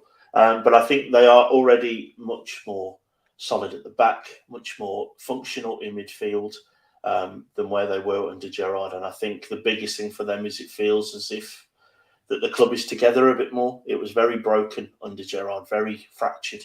So that they have been... and much better. And I think we saw in the game against Wolves, that I obviously would have watched quite closely. In the first half, Wolves were very much the better team, and in the second half, after an Emery, a few tweaks and a chat at half time, it was all Villa in the second half. So clearly, the players are responding to what he wants as well. As hard as that is for me to say. There you go, right that there. And then in terms of Leeds for me, very up and down for them recently, but I do think, and Fulham have scored a goal to make it 2-1. Wow. They have been very much up and down recently in that sense, and I don't think the fans are feeling too happy. Some of them, there's a split within the fan base. And I think this is a massive game for Jesse March. If he's going to have a long-term career there, he's going to need to try and turn him around, but I don't think it's going to happen. And in terms of a prediction for this game, is it my turn to go first, bro? Is it? Yeah, I think it is. I'm going to go for a Villa win. Pains me to say 3-1 to Aston Villa. Leeds just keep on shipping goals. They keep on doing that, and they just can't build any solidity at the back. What's your prediction? Yeah, I'm going with a Villa win as well. Villa Park, Friday night. A few beers and everybody. They know how to turn it on when they need to, so I'm going 2-0. And then for Brentford, do you think they can... So, of course, it's all about whether else Ivan Toney's going to be, if he's fit, and when's this ban going to land. Do you think they're going to be fine this season and in this game as well?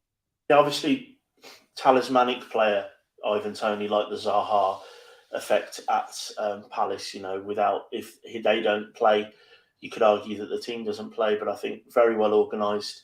Bournemouth seem to be sinking like a stone for me at the minute. So I think with or without Ivan Toney, I think I'm going to go for a Brentford 1-0 win in this game. I just think they'll be better coached, better players, and in better form.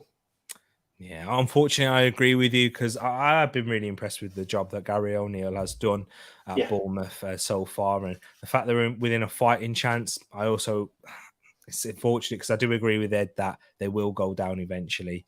But yeah, just for the narrative of the Premier League, I would like to see it happen. But also looking at them as a club, it's difficult. It's difficult in that sense. It's hard to say because I don't have any affiliation with Bournemouth. But if there's any Bournemouth fans watching, I do apologise. But I do want to see other clubs in the Premier League. I'd rather see a West Brom for local reasons and for personal. But I do like what they have done, and maybe if they can make an interesting ownership, transfer decisions similar to when they were under Eddie Howe, maybe I start liking them again. But unfortunately, I'm going to go for a 2-0 Brentford win here. And that's those games. And we just have 2 more games, guys, that we will need you to get the predictions for. And those are the midweek games. We're not going to do like a preview into that one on those there, but it's mainly just to get the predictions in. So we'll talk about Crystal Palace versus Manchester United. I'll go first. I'm going to go with a Man United win. I think if Man United win, if Man United can get 6 points out of these 2 games, that is huge. And then going into the Arsenal game, they're going to be looking at those 3 games and thinking, wow, we'll see what we can do. And then maybe they'll talk about a title. But if they can get a win in this one as well, then it's going to be serious. So I'm going to go for a 2-0 Manchester United win here. What about you, bro? I'm going 3-0 to Man United. I think Wilf touched on it in the Arsenal show, and Paxton eloquently disagreed on Discord earlier whether Man United are on the periphery of a title challenge. They are, with Newcastle, just hovering around. Yeah. And if Man City and Arsenal start to drop points, pick up draws where they should be picking up wins, the form that both teams are in currently, they are there to pounce and to make it interesting. And I, like we talked about earlier with Man United, very impressed with the job Ten Hag's doing. And Palace, they're not in a good spot right now. I think they need a little bit of a impetus in some of maybe a couple of signings. And I think this speculation around Zaha, whether he's going or not, needs to be ended one way or the other, I think, because as we talked about with Ivan Toney, Zaha is Palace, Palace is Zaha. They need to know if they have their boy or not. Exactly. So I'm going for 3-0. I'm going for a very, very good away win for Man United. Yeah, I agree. And you know what? If you think, it depends on if you think Newcastle are in a title race. If Newcastle are in a title race, Man United definitely are as well. But if you don't, then I can see what you're saying. It's still it's very early at this stage. If Man United were here and let's say with 27 games played, then we're talking about a title race for sure. But yeah, we'll have to wait and see. Next, the final game, and then we'll get into your predictions, guys, and any questions that we've got in here. I know we've got some, we've got an interesting one from Wilf there. But Manchester City versus Spurs. Prediction for this one here, bro? If the one team that I think Spurs are going to do well against, it's Man City. Exactly. I don't know why. And I'm still going with Man City. For me, is still blinking in this title race. I think I went for them to draw against Man United, and I think all you Arsenal fans are probably going to love me for thinking it. I think they're going to blink again in this, and I think it's going to be a 1-1. Man, bro. It's the hope that kills you, is what they say. So I'm not trying to give you false hope. This is genuinely what I want to win this predictions league, so I don't want to eat anything horrible again. So I mean it when I say this. I'm not overly convinced with Pep right now, and I'm not overly convinced so much with that Man City backline. It's definitely the back line. And you're right about Pep, though. He doesn't know his best team. He doesn't know his best side. And even though Pep, Pep's always loved Pep roulette, but he always knows his best team. And when he's playing, everyone's fit who plays there. Rodri, he's got a spine that he's set, but then it's just not ready, is it? And in terms of form and fitness and those things. So I'm going to go Man City win, though. I'm going to say 2-0. I feel like it has to be. They have to win this one. They can't lose. They can't not win both of those games. Do you know what I mean? Yeah, just quickly for my spreadsheet, what was your Brentford Bournemouth prediction? I didn't write it down. Oh, actually, I don't think I said it, actually. Did I say 2-1? I'm going to say 2-1. Okay. I'll say 2-1. Thank you. Those of you who are watching back, you're going to be like, no, Tereak, you said that. I've locked it in now. 2-1's where I wrote down. So that's where we are. Yeah, exactly. But yeah, I'm going to go for a 2-0, a Man City win there. And let's see what you guys and girls are saying in the chat just before we wrap up. So we got Pax says 2-0 Manchester United win right there. Luke saying a 2-1 United win. Crippled Palace, and their squad is at the moment 3, and Manchester United 3 as well. 3-3 draw, big one. That would be huge. And then we've also got a 3-0 Man United win. We've got Palace 1, Man United 2, Rashford and Weghorst with the goals. Weghorst had his debut, that will be. And Nat Defo top 2 Gooners and Oils. I like what you did there. That could be Newcastle or Manchester City or Man United if they get that takeover. Manchester City 2, Spurs 1. 3-1 City against Spurs. So Paxton and Luke back in City there. 6-6 in this one, in the Man City versus Spurs game. Man City 2, Spurs 2. Says Wilf. And what else do we have in here? We got 2-0 United, says CM, in terms against Crystal Palace. And CM also says, I feel like behind the scenes, there's something going on at City. Something isn't quite right. I'm only speculating, however. Hey, something, if you feel like that, maybe there is something, do you know what I mean? And I've not really thought of it like that, but possibly. It doesn't seem right. Things don't seem back at their fluid best. And you know what's going on with Cancelo at the moment, and someone who was a shoe-in, starting every week in, week out. Yeah, one of the untouchables. Yeah, Carl Walker off half time. CM might be onto something, He might be, indeed. 2-0 City. Haaland, North said. To be honest, like when Haaland's scoring that many goals as well, Moss, they should be top of the league. But they're not, and that's that. And credit to how good Arsenal have done. But then also, City, it's not looking great in that sense there. And then, where was the Wilf one? Where was it one that he said? I wanted to see it and read it out. But I can't find it. I think I've lost it. Wilf. Do you think Michael B. Jordan thought he was buying Man United instead of Bournemouth? Hey, bit like the Manchester City owners, I guess. They thought they were buying United. And Robinho, right? Robinho, yeah. He thought he was going to Man United because that's what they were saying. But guys, we have finished now. 2-hour show. Thank you for joining. As you can see on the screen right here, here is an update to the Predictions League, and someone's dropping like a stone, and that's not my weight. Someone didn't do his picks for this week. That's why. That's why. Don't worry. I had my Felix. I had my games off. Do you know what I mean? I did my suspension, but I'll be back, people. But there it is. There's the update. It's looking good. Have a look at it, people. Pause the show. Have a look to see how you're doing. I'll catch up, Ed. I'm not going to eat a hot chili or no forfeit. Ed was sitting at the top of the league throughout most of last season, wasn't you, bro? Yeah. If we did days at the top, You definitely took that, and you won that on a landslide. But hey, it's not how it ends. It's a marathon, not a sprint. But people, thank you for tuning in, and thank you to my brother Edmund as well for being my co-host on this wonderful show and sorting out so much behind the scenes. If you could show a show of appreciation to the show by hitting that like button, commenting at the end of the stream, and also sharing and telling a friend.